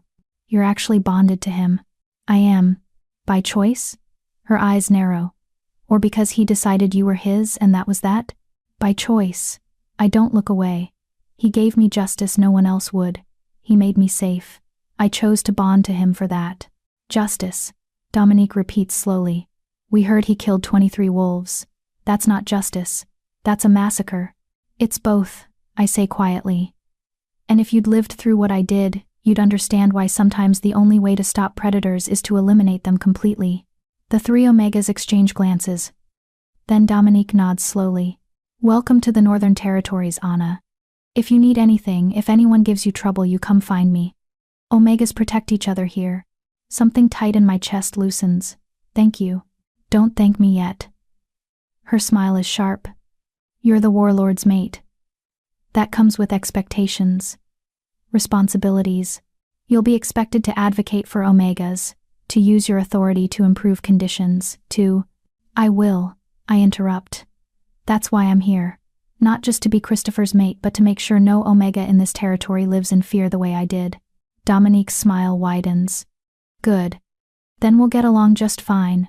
The evening continues: food, drink, introductions, political conversations I'm still learning to navigate. Christopher stays close, his presence a constant anchor through the bond. Every time someone looks at me wrong or asks a pointed question, I feel his protective instincts spike. By midnight, I'm exhausted. Christopher must sense it because he stands abruptly. My mate needs rest, he announces. We'll continue celebrations tomorrow. No one argues. We retreat to the northern wing, leaving the party behind. The moment the door closes, I lean against it and laugh. What?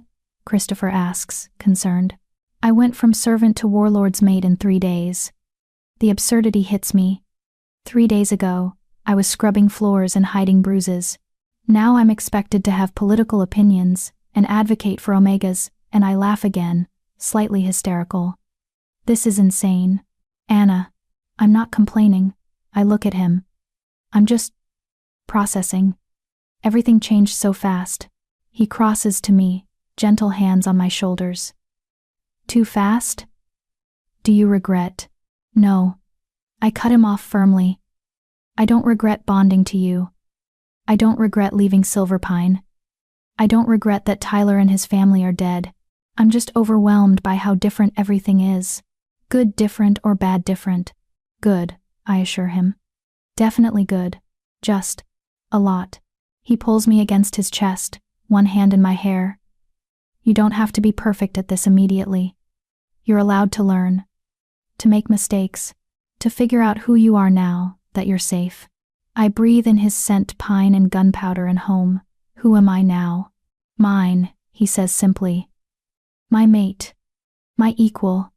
The Omega the warlord committed genocide for. That's who you are now.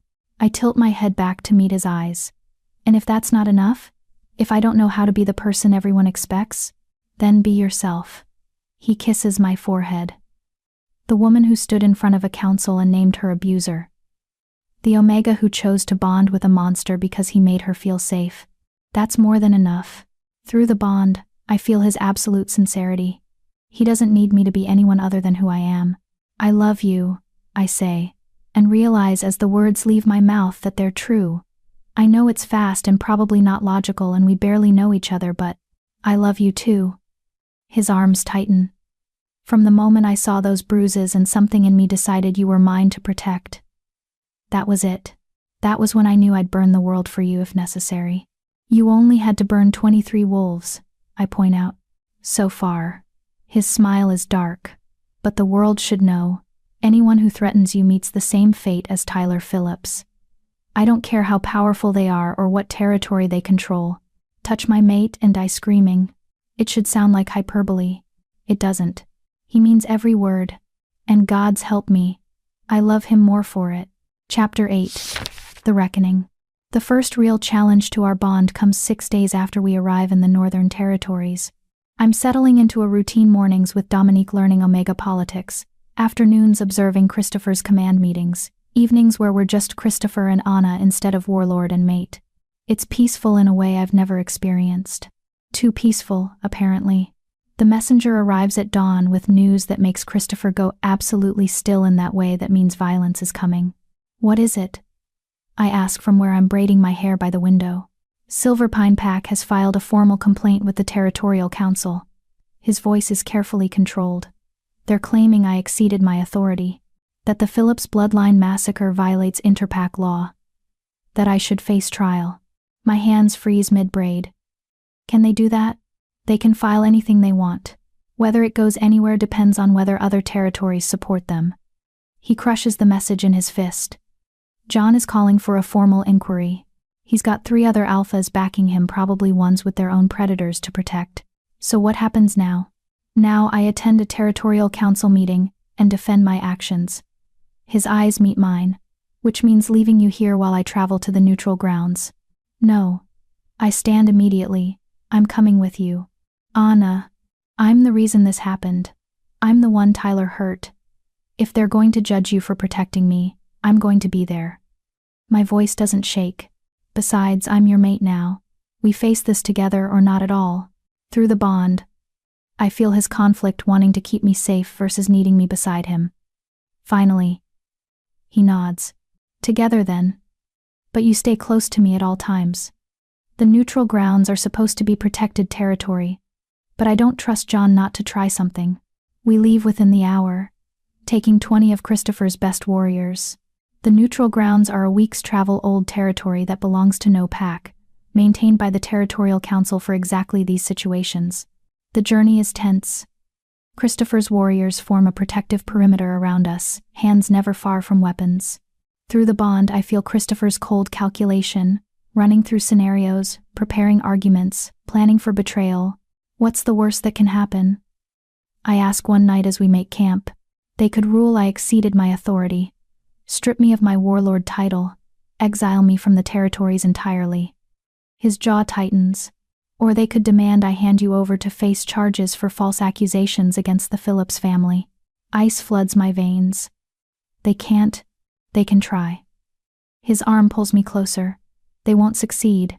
I'd burn the entire territorial council before I let them take you. Christopher. I mean it, Anna. His eyes burn gold. I don't care what laws I have to break or who I have to kill. You're mine. No one takes you from me. Ever. The possessiveness should frighten me. It doesn't. Not when I can feel through the bond how genuine it is. He's not claiming ownership, he's promising protection. There's a difference. What if we lose? I ask quietly. What if they rule against us and we have to run? Then we run. He says it simply, like it's already decided. My warriors are loyal to me, not the council.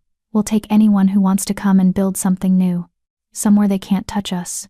You'd give up everything? Your title, your territory, your position? In a heartbeat. He cups my face. Anna, I've been warlord for 15 years. I've fought and killed and built an empire. And none of it matters as much as keeping you safe. None of it. I lean into his touch. I love you. I love you more. His forehead presses to mine. Which is why we're going to win this. Because losing means being separated from you, and that's not an option I'm willing to accept. We reach the neutral grounds on the 7th day. The council building is ancient stone and carved wood, built by the first territorial pacts centuries ago. 12 territories send representatives, alphas, or their chosen proxies, all gathering to judge Christopher's actions. John is already there with his entourage. So is Alberto's widow, Catherine, dressed in mourning black and radiating rage. Several other alphas I don't recognize cluster in groups, whispering and watching as we arrive. Stay close, Christopher murmurs, as we dismount. Don't engage with anyone, unless I'm beside you. Carlton and Peter flank us immediately, a clear message that I'm under guard. We enter the council building together, boots echoing on ancient stone. The chamber is circular with 12 seats arranged around a central space, one for each territorial alpha. Christopher takes his seat, pulling me to stand beside his chair rather than in the gallery with other mates and attendants. The message is clear. Anna is not a spectator. She's part of this. John's eyes narrow when he sees me, but he doesn't comment. The council head, an ancient alpha named Jeffrey who's supposedly neutral, calls the session to order. We're gathered to address a formal complaint filed by Silver Pine Pack against Warlord Christopher Choi of the Northern Territories. Jeffrey's voice carries despite his age. The complaint states that Christopher exceeded his protection authority by massacring 23 members of the Phillips bloodline without trial or due process. How does the warlord answer? Christopher stands slowly, his authority filling the room. Not guilty. On all counts. You deny killing them? John asks sharply. I deny that it constitutes exceeding my authority. Christopher's voice is cold and precise. Under the Northern Territories Compact, Section 7, a visiting alpha with a protection claim has the right to eliminate immediate threats. Tyler Phillips was an immediate threat to my mate. His family enabled and protected him. They became threats by extension. That clause refers to defending against active attacks. One of the other alphas, Oliver Marr's cousin from a neighboring territory, argues. Not premeditated elimination of an entire bloodline. Define active attack, Christopher challenges. Because Tyler Phillips abused my mate for 3 months while Silver Pine's council did nothing. Every day they failed to stop him was an active attack they sanctioned through inaction. She could have left Silver Pine territory. Catherine speaks up, her voice shaking with grief and rage. She could have reported to other authorities. She didn't have to. She reported to her own council. I interrupt, surprising myself. She was dismissed. Threatened. Your husband told his colleagues I should be sent to the medical wing for evaluation. Where exactly was I supposed to go? Jeffrey's eyes fix on me. You're Anna Maxwell? Yes, council head. And you claim Tyler Phillips abused you for 3 months? I don't claim it. It happened. I pull down my collar, showing the faded marks that still linger. These are from him choking me until I passed out. I have scars on my ribs from where he broke them. I have. She's lying. Catherine surges to her feet. My son was innocent. This Omega fabricated accusations to get attention from a powerful alpha. Your son was a predator, Christopher snarls, his alpha power slamming into the room. Several wolves flinch. And you knew. You all knew. Silver Pine Pack has a documented history of dismissed Omega complaints. Want me to present the evidence? He pulls out a thick folder, the same one he mentioned in Silver Pine.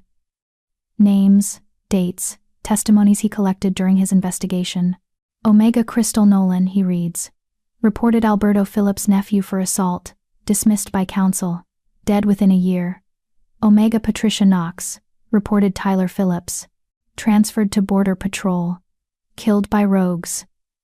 Omega Susan Arellano, reported Alberto Phillips himself, sent to medical wing for psychological evaluation, still there after 8 months, memory conveniently failing.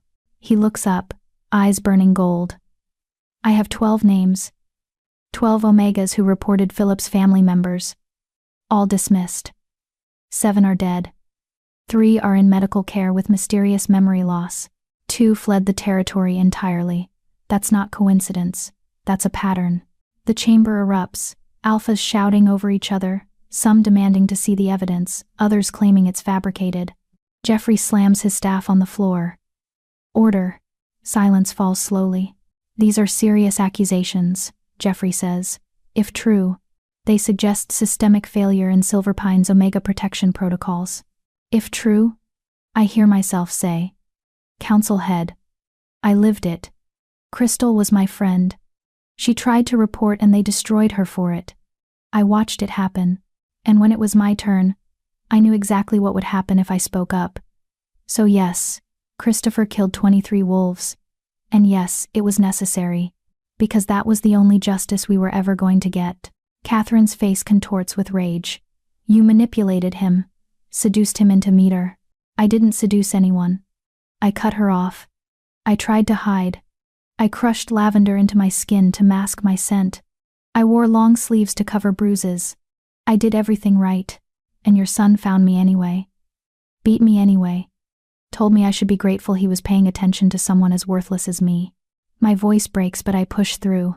Christopher gave me something no one in Silver Pine would. Justice. Real justice. Not investigations that go nowhere or laws that protect predators. He saw I was hurt and decided the people who hurt me would answer for it. If that makes him a criminal, then your laws are broken. Silence. Then Jeffrey speaks carefully.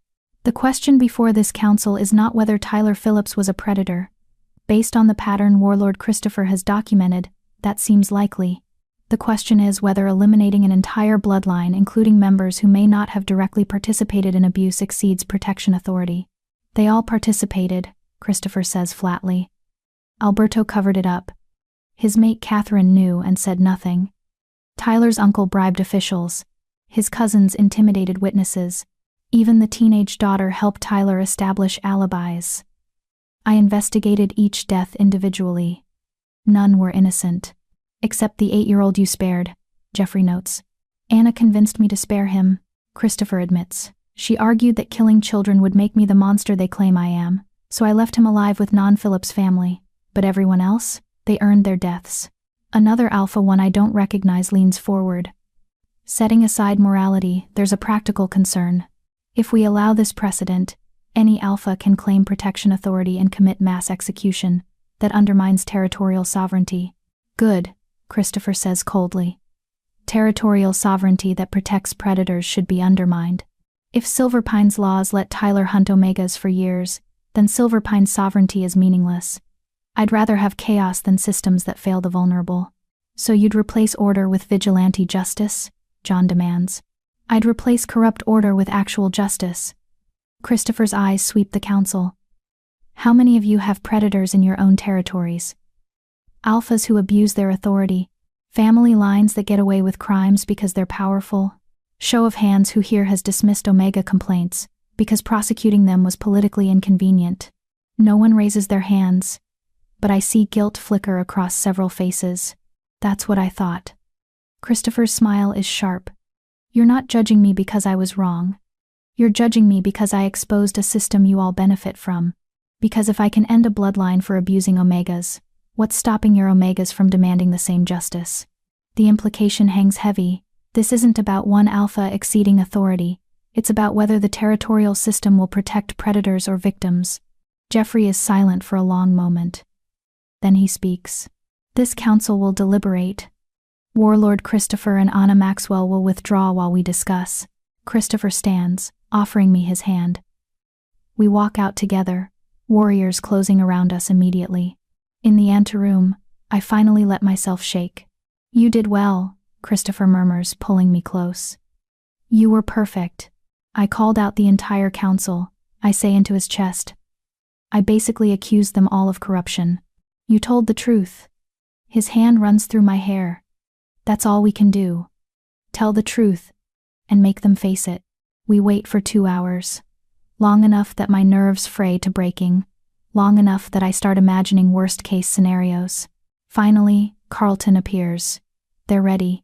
We return to the chamber. The 12 alphas look grim, uncomfortable.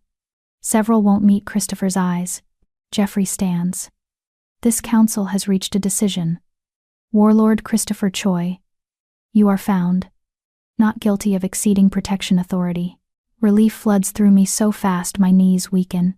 However, Jeffrey continues, you are censured for the method of elimination. The council acknowledges that the Phillips bloodline posed a credible threat.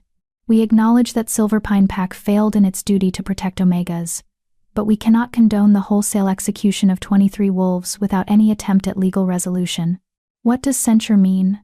I ask. It means I'm formally reprimanded, Christopher says, on my record, but no punishment beyond that. Additionally, Jeffrey says, Silverpine Pack is ordered to undergo a full audit of its Omega protection protocols. Any dismissed complaints from the last decade will be reopened and investigated by neutral parties. If more predators are found, they will face proper trials. John's face darkens, but he nods stiffly. This council also recommends strongly that all territories review their protection laws. The Phillips case exposed systemic failures that likely exist elsewhere. We must do better. He looks directly at Christopher. Your methods were extreme, but your cause was just. Let this serve as warning to any alpha who believes power protects them from consequences. The Territorial Council will no longer turn a blind eye to abuse. It's not perfect, but it's something.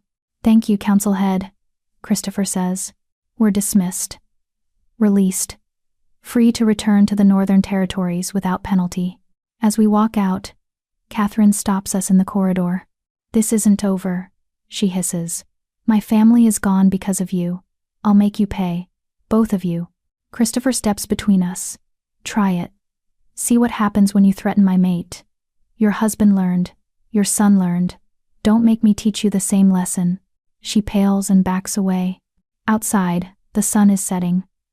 Christopher's warriors cluster around us, relief obvious in their postures. Home? Devon asks. Christopher looks at me. Home. We ride through the night, pushing hard to put distance between us and the neutral grounds. By dawn, we're back in Northern Territory, and by evening, we see the fortress rising from the mountainside. Home. Actually, truly home. As we pass through the gates, pack members emerge to greet us. They heard the verdict through messenger wolves. They know we won. Dominique catches my eye and grins. Told you. Omegas protect each other here, and you protected all of us by making them face what they've ignored. That night, alone in our quarters, Christopher pulls me against him. It's really over, I whisper. We won. Tyler's gone, his family's gone. The council ruled in our favor. It's actually over. It's over, he confirms. You're safe. Finally, completely safe. I tilt my head back to look at him. What happens now? Now? His smile is soft. Now we live. Build a life together. Make sure no Omega in our territory ever fears the way you did. Create something worth protecting. Just that, I tease. Just that. He kisses me gently. Justice is served. The predators are dead. The system is being forced to change. Now we get to be happy. If you want to be. I want to be, I say. With you, always with you. Then that's what we'll do. His arms tighten. Live, love, protect what's ours. And if anyone threatens that, you'll end them. I finish. I know. You'll help me end them, he corrects. We're partners now. Equals. Your justice is my justice. Your battles are my battles. Through the bond, I feel his absolute sincerity. We survived, Tyler. We survived the council. We survived everything thrown at us. Now we get to build something better from the ashes. Chapter 9. The New Order. 3 months after the council's ruling, I wake to snow falling outside our window and Christopher's arm heavy across my waist. Life has settled into something I never thought possible. Peaceful. The Northern Territories thrive under Christopher's leadership. But things are different now. Better. The Omega protection protocols we implemented after the trial have teeth: anonymous reporting, neutral investigators. Consequences that actually matter. No one gets away with abuse here. Not anymore. I slide out of bed carefully, trying not to wake Christopher. He's been up late every night this week dealing with territorial disputes, and he needs the rest. Where are you going? His voice is rough with sleep, arm tightening around my waist to pull me back. Omega Council meeting this morning. Dominique wants to discuss expanding the safe houses to border territories. He makes a disgruntled sound but releases me. Come back to bed after? Maybe. I lean down to kiss him. If you're good. His hand catches the back of my neck, deepening the kiss until I'm breathless. I'm never good. No. I agree, pulling away with effort. But you're mine. Through the bond, I feel his satisfaction at that claim.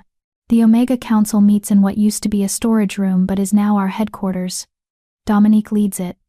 But I attend every session, using my position as the warlord's mate to push for changes that matter. Today we're discussing reports from other territories. 3 Omegas from neighboring packs have requested sanctuary, fleeing situations similar to what I endured. The council wants to grant it. Christopher's support means they can. The question is whether we make it public, Dominique says, spreading maps across the table. If we advertise that we take in abused Omegas, we'll be flooded with requests. Can we handle that? We have to try, says Vivian, one of the younger council members. Anna's story is spreading. Omegas everywhere heard that the warlord ended an entire bloodline to protect his mate. They're desperate for the same justice, which creates political problems, Kelly points out. She transferred here from Silver Pine 2 months ago, finally brave enough to leave after the council's ruling. Other alphas won't appreciate their Omegas fleeing to Northern Territory. It makes them look weak. Good, I say flatly. If they didn't want to look weak, they should have protected their Omegas better. We're not responsible for their reputation. Dominique grins. Spoken like a warlord's mate. But Kelly's right, we need to be strategic. Taking in refugees is one thing. Advertising it openly is declaring war on every alpha who abuses their power. Then we declare it quietly, I suggest. Safe houses along border routes. Underground networks that get information to those who need it. Let the Omegas find us without making it a public challenge to their alphas. Everyone nods slowly. It's a compromise that protects those who need help without forcing immediate confrontation. We spend 3 hours planning logistics, safe routes, trusted contacts, resources needed. By the time the meeting ends, my head aches but my heart feels full. This is what justice looks like after the bloodshed ends. Building systems that prevent the next Tyler instead of just punishing the last one. I'm halfway back to the northern wing when Carlton intercepts me. Anna. We have a situation. His expression is grim. You should come to the command room. My stomach drops. What kind of situation? The kind Christopher needs his mate for. I follow him to the command center where Christopher stands over a map, surrounded by his senior warriors. His face is carved from stone, eyes burning gold. What happened? I ask immediately. He looks up, and through the bond I feel his cold rage. Silver Pine Pack is requesting aid. They're under attack by rogues. My breath catches. How many? 50. Maybe more. Organized assault, not random violence. Peter points to marks on the map. They hit the border patrols first, then move toward the fortress itself. John's calling every ally he has. And he called you? I can't keep the disbelief from my voice. After everything, territorial alliances don't dissolve because of personal disputes, Christopher says tightly. If Silver Pine falls to rogues, it destabilizes the entire region. Other territories are already mobilizing, so you're going to help them. Not a question. I'm considering it. His eyes meet mine. But I want your input first. These are the wolves who let Tyler hurt you, who dismissed your complaints, Who tried to have me tried for protecting you? Do we risk our warriors to save them? Every eye in the room turns to me. This is a test not of my loyalty, but of my judgment. Christopher's asking if I can separate personal grievance from strategic necessity. I think about Crystal. About the Omegas who died because Silverpine's leadership failed them. About the ones still there, still vulnerable. The Omegas, I say slowly. What happens to Silverpine's Omegas if the pack falls? Rogues don't take prisoners, Devon says grimly. Especially not Omegas. They'd be, he stops, unwilling to finish that sentence in front of me. I know what he's not saying. I've heard the stories about what rogues do to captured Omegas. Then we help, I decide. Not for John. Not for the council that failed me. But for the Omegas who don't deserve to suffer because their leadership is corrupt. We help. And we make it clear why we're helping. Christopher studies my face for a long moment, then nods. Carlton, mobilize 50 warriors. We leave within the hour. He looks at me. You're staying here? No. I cut him off. If you're going back to Silverpine, I'm going with you. Those Omegas need to see that one of their own made it out. That there's hope beyond their territory's failures. Anna, this is a combat situation. I know. I step closer, lowering my voice. And I trust you to keep me safe. But I need to do this. I need to go back and show them that Tyler didn't win. That his family didn't win. That I survived and thrived, and they can too. Through the bond, I feel his conflict. He wants to protect me, keep me far from danger. But he understands why I need this. You don't leave my sight, he finally says. Not for a second. And the moment it gets too dangerous, you retreat with the Omega evacuation group. Non-negotiable. Agreed. He pulls me aside while his warriors prepare. You don't have to prove anything to them. I'm not trying to prove anything. I touch his face. I'm trying to save the ones like Crystal who never got out. The ones who are too scared to run, too afraid to hope. If they see me alive, safe, bonded to you, maybe they'll believe escape is possible. His forehead touches mine. You're too good for this world. No. I smile sadly. I'm just someone who survived and wants others to survive too. There's a difference. We ride hard, reaching Silverpine territory by nightfall. The fortress is under siege, fires burning, sounds of combat echoing from the walls. Rogue wolves circle, like a noose tightening. Christopher's arrival shifts the battlefield immediately. 50 Northern Territory warriors hit the rogue lines like a hammer, breaking their formation, driving them back from the walls. I stay with the protected center as ordered, watching Christopher cut through enemies with brutal efficiency. Through the bond, I feel his focus, his rage channeled into protection instead of revenge. By midnight, the rogues retreat. Not defeated entirely, but bloodied enough to regroup and reconsider. The immediate threat is over. John meets us in the courtyard, covered in blood and exhaustion. Christopher, I didn't think you'd actually come. I didn't come for you, Christopher says coldly. I came for the Omegas who don't deserve to die because your leadership created enemies. John's face tightens, but he nods. Regardless of motivation, you saved us. Thank you. Don't thank me. Thank Anna. She's the one who decided you were worth saving. All eyes turn to me. I step forward, pulling back my hood so they can see my face. See Christopher's mark on my neck. See that I survived. Gasps ripple through the gathered wolves. Omegas in particular stare at me like I'm a ghost. Anna? Kelly's sister Anne pushes through the crowd. Is that really you? It's me. I meet her eyes. I survived, and I came back to make sure others can survive too. You're bonded, she breathes, staring at my neck. To him. To the warlord who ended the bloodline that hurt me, I finish. Yes. And I'd choose him again every single time. More Omegas emerge from the fortress now that the fighting stopped. I see recognition in their faces. Some were servants with me. Some saw Tyler hurt me and said nothing because speaking up was dangerous. Now they see me standing beside the most powerful alpha in the territories, wearing his mark, commanding respect, instead of invisibility. I'm not here to judge anyone.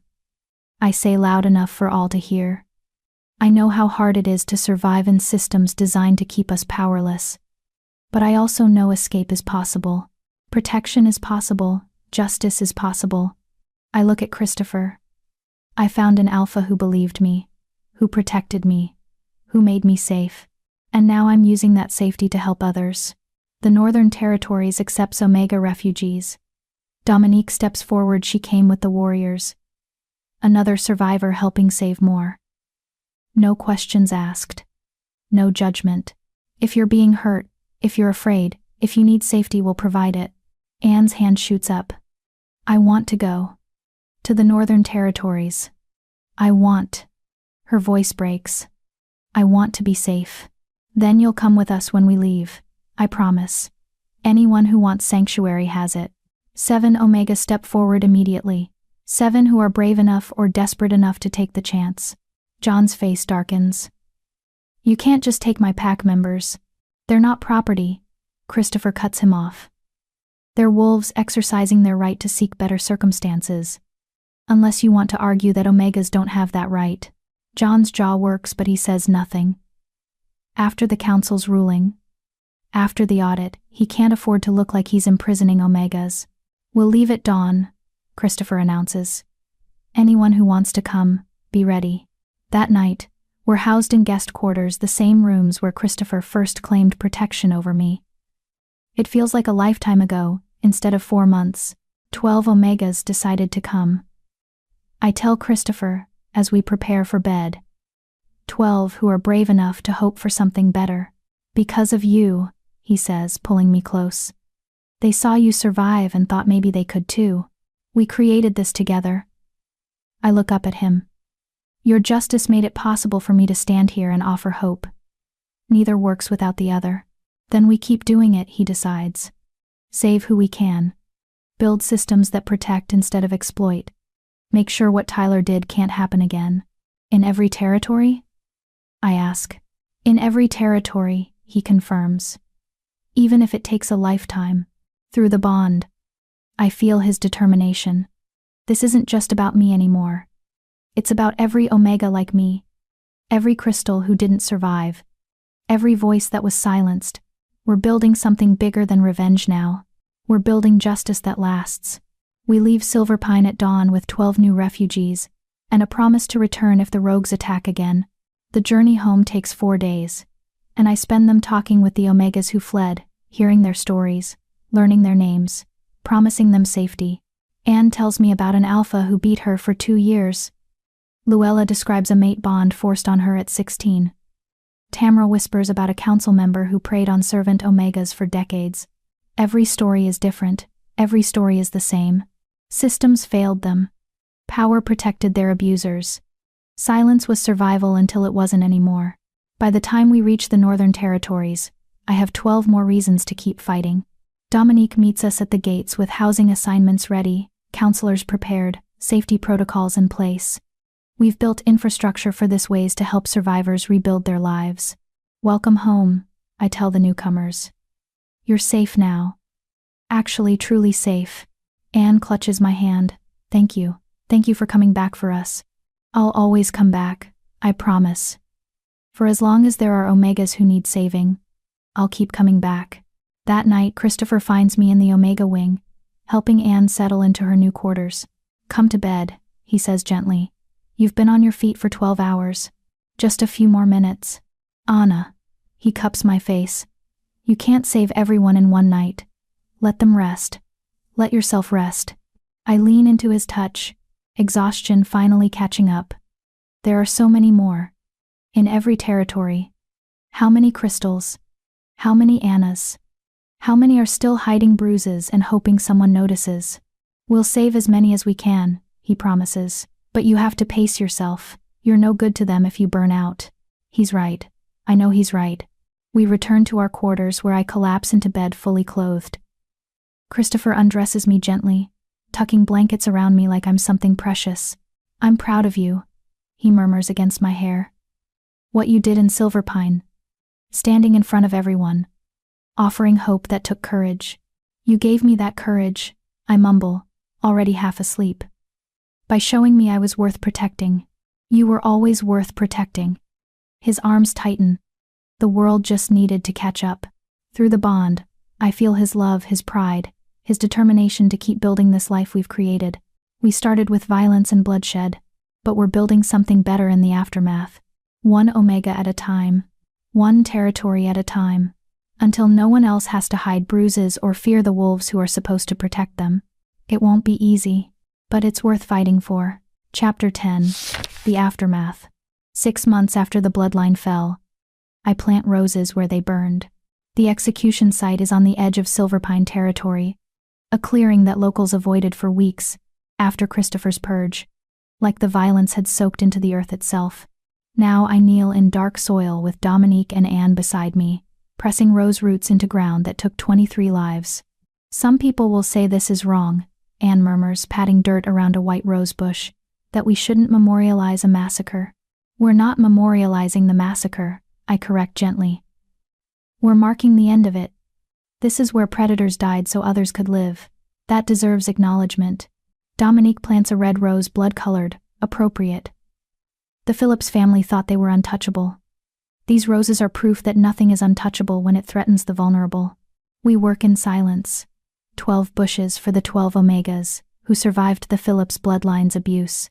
Not 23, for the dead predators they don't deserve roses, but 12 for the ones who lived, who fled, who found safety in the Northern Territories after Christopher made it possible. Crystal's sister came with us today. She plants a pink rose with shaking hands. Crystal would have loved this, she whispers. She always said someone needed to stop them. She just didn't think anyone actually would. Christopher did. I touch the mark on my neck, faded now but still visible, still binding. And he'd do it again for any Omega in the same situation. Would he really? A new voice asks. I turn to find John standing at the clearing's edge, looking older and more worn than he did 6 months ago. The siege, the council audit, the loss of 12 Omegas to Northern Territory, all of it has aged him. Yes, I answer without hesitation. He would. That's who he is. John steps into the clearing, studying the roses. You're turning an execution site into a garden. I'm turning unnecessary violence into something that grows. I correct. These roses will bloom every spring. They'll remind everyone what happens when predators aren't stopped by law. When systems fail the vulnerable, someone will step in. Even if it requires blood, that's a dangerous precedent. But John's voice lacks conviction. Dangerous for who? Dominique stands, brushing dirt from her hands. For predators who rely on systems protecting them? Good. Let them be afraid. Let them understand that power doesn't make them untouchable anymore. John's silent for a long moment. Then, the council's audit found 17 more dismissed complaints. 17 Omegas whose accusations against powerful wolves were ignored or buried. We're reopening every case. Some of those wolves are already facing consequences. Some? I repeat. Not all? 3 fled before we could charge them. 2 died of supposedly natural causes before trial. The rest are being prosecuted. He looks at me directly. Your testimony at the Territorial Council changed things, Anna. Omegas across multiple territories are coming forward now. They're demanding justice because they saw you get it. I got it through genocide, I point out. You got it because someone powerful decided you were worth protecting. John's expression is complicated: shame, respect, resignation mixed together. That's the problem with our systems. Justice shouldn't require bonding to a warlord. It should exist for everyone. Then fix your systems, I say bluntly. Make them work, because if they don't, more Christophers will emerge, more bloodlines will fall, and eventually, the whole structure collapses. Is that a threat? It's a prediction. I return to planting roses. You can't build civilization on the backs of the vulnerable and expect it to stand forever. Eventually, someone breaks. The question is whether you fix things before that happens or after. John watches us plant the final roses. Then, surprisingly, he kneels and helps pat dirt around the last one, a yellow rose for hope. I failed you, he says quietly. I failed Crystal and Patricia and every Omega who came to me for help. I was so focused on maintaining political balance that I forgot what an alpha's primary duty is: protecting pack members. All of them. Not just the powerful ones. It's the first time he's admitted fault. The first time he's acknowledged that Tyler should have been stopped years ago. It's too late for Crystal, I say. Too late for the others who died. But it's not too late for the ones still living in fear. Make Silverpine a place where they don't need to flee to feel safe. I'm trying. He stands, brushing dirt from his knees. It's slow. There's resistance. But we're changing.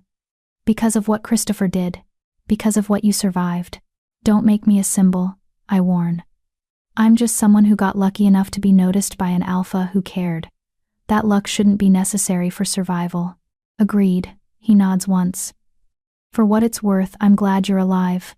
I'm glad you found protection, even if the method was. He trails off, unable to find words adequate for describing genocide. Necessary, I finish. It was necessary. I wish it wasn't. But Tyler wasn't going to stop. His family wasn't going to stop enabling him. Someone had to end it. And you chose Christopher for that role. Christopher chose himself. I correct. The moment he saw bruises on my wrist, I just accepted what he was willing to do. John leaves without another word. We finish planting in silence. By sunset, 12 rose bushes stand in a circle around the clearing. In spring, they'll bloom white and red and pink and yellow. Life growing from death, beauty marking violence. It's done, Dominique says, stepping back to survey our work. No. I shake my head. It's just beginning. These roses are a promise. To every Omega who thinks escape is impossible, it's not. To every predator who thinks power protects them, it doesn't. This is the beginning of something better. Christopher finds me at the clearing after dark, drawn by the bond that always knows where I am. Planting roses? He asks, wrapping his arms around me from behind. Marking territory. I lean into his warmth. Letting everyone know what happened here matters. That it changed things. It did change things. His chin rests on my head. 4 territories have reformed their Omega protection laws in the last 6 months. 2 council members resigned over the audit findings. Silverpine isn't the only pack dealing with consequences. Good. I turn in his arms to face him. Your violence broke something open that needed breaking. Now we build something better in its place. We? He smiles slightly. When did this become we? When you bonded me. When you made me your equal. When you gave me authority to speak for Omegas across territories. I touch his face. I was a servant hiding bruises 6 months ago. Now I'm advocating for policy changes and offering sanctuary to refugees and planting memorial gardens. That's we, Christopher. That's what we built together. Through the bond, I feel his pride, his love, his continued amazement that I chose him despite everything. Any regrets? He asks the question he's asked a dozen times over the past months. None. My answer never changes. Do you regret it? The killing, the consequences, the way everything changed? He's quiet for a moment, considering honestly. I regret that 23 wolves had to die. I regret that justice required blood. I regret that children grew up in that bloodline and learned to be predators, because that's what their family taught them. He pauses. But I don't regret protecting you. I don't regret making you safe. I don't regret that Tyler and his enablers can never hurt anyone again. So, complicated regrets. I guess. That's honest, I say. You deserve honesty. His hands frame my face. You deserve an alpha who admits that violence was necessary but not good. Who acknowledges that we did something terrible for the right reasons. Who doesn't pretend genocide is ever clean or simple just because the targets were predators. I love you, I tell him. Monster and all. Regrets and all. Violence and all. I love you too. He kisses me softly. My mate. My conscience. The Omega who made me better by refusing to let me be anything less than honest about what I am. We stand in the clearing until full darkness falls, surrounded by roses that will bloom in spring. 2 weeks later, I discover I'm pregnant. The healer confirms it with a smile that suggests she's been expecting this. About 6 weeks along. Healthy. Strong heartbeat already. I sit on the examination table, hand pressed to my stomach where nothing shows yet but everything has changed. A child. Christopher's child. A life we created together in the aftermath of death. Does Christopher know? The healer asks. Not yet. My voice sounds distant to my own ears. I just found out. He'll be thrilled, she assures me. Protective as hell, but thrilled. I laugh because she's right. Christopher's protective instincts are already overwhelming. Adding pregnancy to the mix might actually be dangerous for anyone who looks at me wrong. I find him in the training yards, sparring with Devon. They stop when I approach, both of them immediately alert to my emotional state through whatever alpha sense detects these things. Anna? Christopher's at my side instantly. What's wrong? The healer. I'm pregnant. I blurt out before I can overthink it. He goes absolutely still. You're… what? Pregnant. About 6 weeks. The healer confirmed it. My hand stays pressed to my stomach. We're having a baby. For 3 seconds, he doesn't move, doesn't speak, doesn't even breathe. Then he's lifting me off the ground, spinning me in a circle, laughing with pure joy. We're having a baby. Devon, whoops. Other warriors notice and the news spreads like wildfire. Within minutes, half the fortress knows the warlord's mate is pregnant. Christopher sets me down carefully, hands immediately going to my stomach. Are you okay? Is everything healthy? Do you need to rest? Should you be walking around? What did the healer say? She said I'm healthy, and the baby's healthy, and I can do everything I normally do for several months yet. I cover his hands with mine. But you're going to drive me insane with worry, aren't you? Absolutely. He doesn't even pretend otherwise. You're carrying my child. Our child. I'm going to be insufferable about your safety. I can handle insufferable. I kiss him. Just don't lock me in our quarters like some delicate flower. I would never. He stops at my expression. I might have considered it briefly. Christopher. Fine. No locking you up. But you're getting extra guards, and you're not traveling to dangerous territories, and…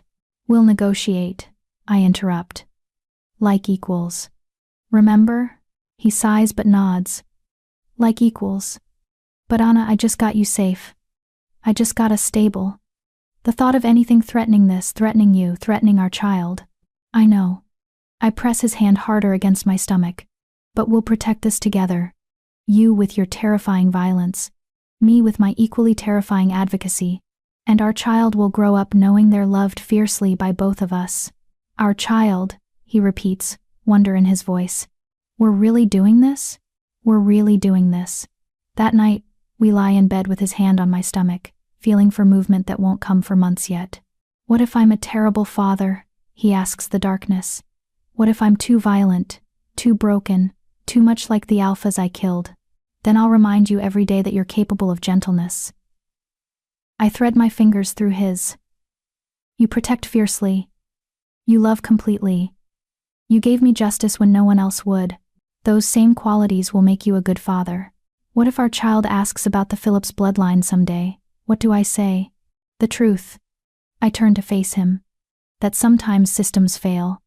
That sometimes the only way to stop predators is through violence. That you eliminated a threat to protect someone you loved. Our child will understand that complexity. We'll make sure they do. You're so certain. I'm certain that we survived terrible things and chose to build something better. My hand covers his on my stomach. That's what will teach our child how to survive, how to fight for justice, how to protect the vulnerable without becoming what you destroyed. He pulls me closer, careful of my stomach even though there's nothing to be careful of yet. I killed 23 wolves 6 months ago. Now I'm going to be a father. The universe has a strange sense of irony. The universe gave me an alpha who valued my life over political convenience. I counter. That's not irony. That's justice finally working the way it should. Through the bond, I feel his love, his fear, his determination to be worthy of this gift we've been given. A child, a future, a life built from the ashes of the old one. Tyler tried to destroy me. Instead, he accidentally led me to someone who valued me enough to end an entire bloodline for my safety. And now that bloodshed has transformed into new life, our child will grow up in a world where we're actively making things better. Where Omega protection laws have teeth. Where survivors find sanctuary. Where predators understand that power doesn't protect them anymore. It's not perfect. There's still work to do, still systems to reform, still wolves who resist change. But we're building it together. One Omega at a time. One reformed law at a time. one rose planted at a time. And now, one child who'll grow up knowing their existence is the culmination of justice finally served. Epilogue. 3 years later. The roses bloom every spring now. I take our daughter Lily, named for resilience, to see them when she's old enough to walk. She's 2.5, with Christopher's dark hair and my features, fierce and gentle in equal measure. "What are the roses for, Mama?" she asks, touching white petals carefully. "They're for remembering," I tell her. "For marking a time when bad things happened but led to good changes. Like in your stories?" She's heard simplified versions about a time when some wolves hurt others, and her father stopped them. Exactly like that. Christopher joins us, scooping Lily onto his shoulders. She shrieks with delight, tiny hands tangling in his hair. "The memorial garden looks good," he observes. "The new roses are thriving. We planted 12 more last year, one for each Omega who came to the Northern Territories seeking sanctuary in our 2nd year. The garden grows annually now, marking survivors instead of victims. Anne wants to establish another safe house on the eastern border," I tell him. "She thinks we can help more refugees if we expand the network." "Approved." He doesn't hesitate. "Whatever resources she needs. This is our life now. Raising our daughter. Expanding protection networks. Building systems that actually work." Christopher still rules the Northern Territories with an iron fist, but now that fist protects instead of just conquering. "Daddy, tell me the rose story," Lily demands. Christopher exchanges a glance with me. We've been preparing for this the day she's old enough to start asking real questions. About why we have a memorial garden. Why some Omegas live with us but talk about different packs. Why her father is called the warlord. "Once upon a time," he begins, "your mother was hurt by bad wolves. She was very brave and told the truth about them. But her pack didn't help her. So I did." "How?" Lily asks. "I made sure the bad wolves couldn't hurt anyone ever again."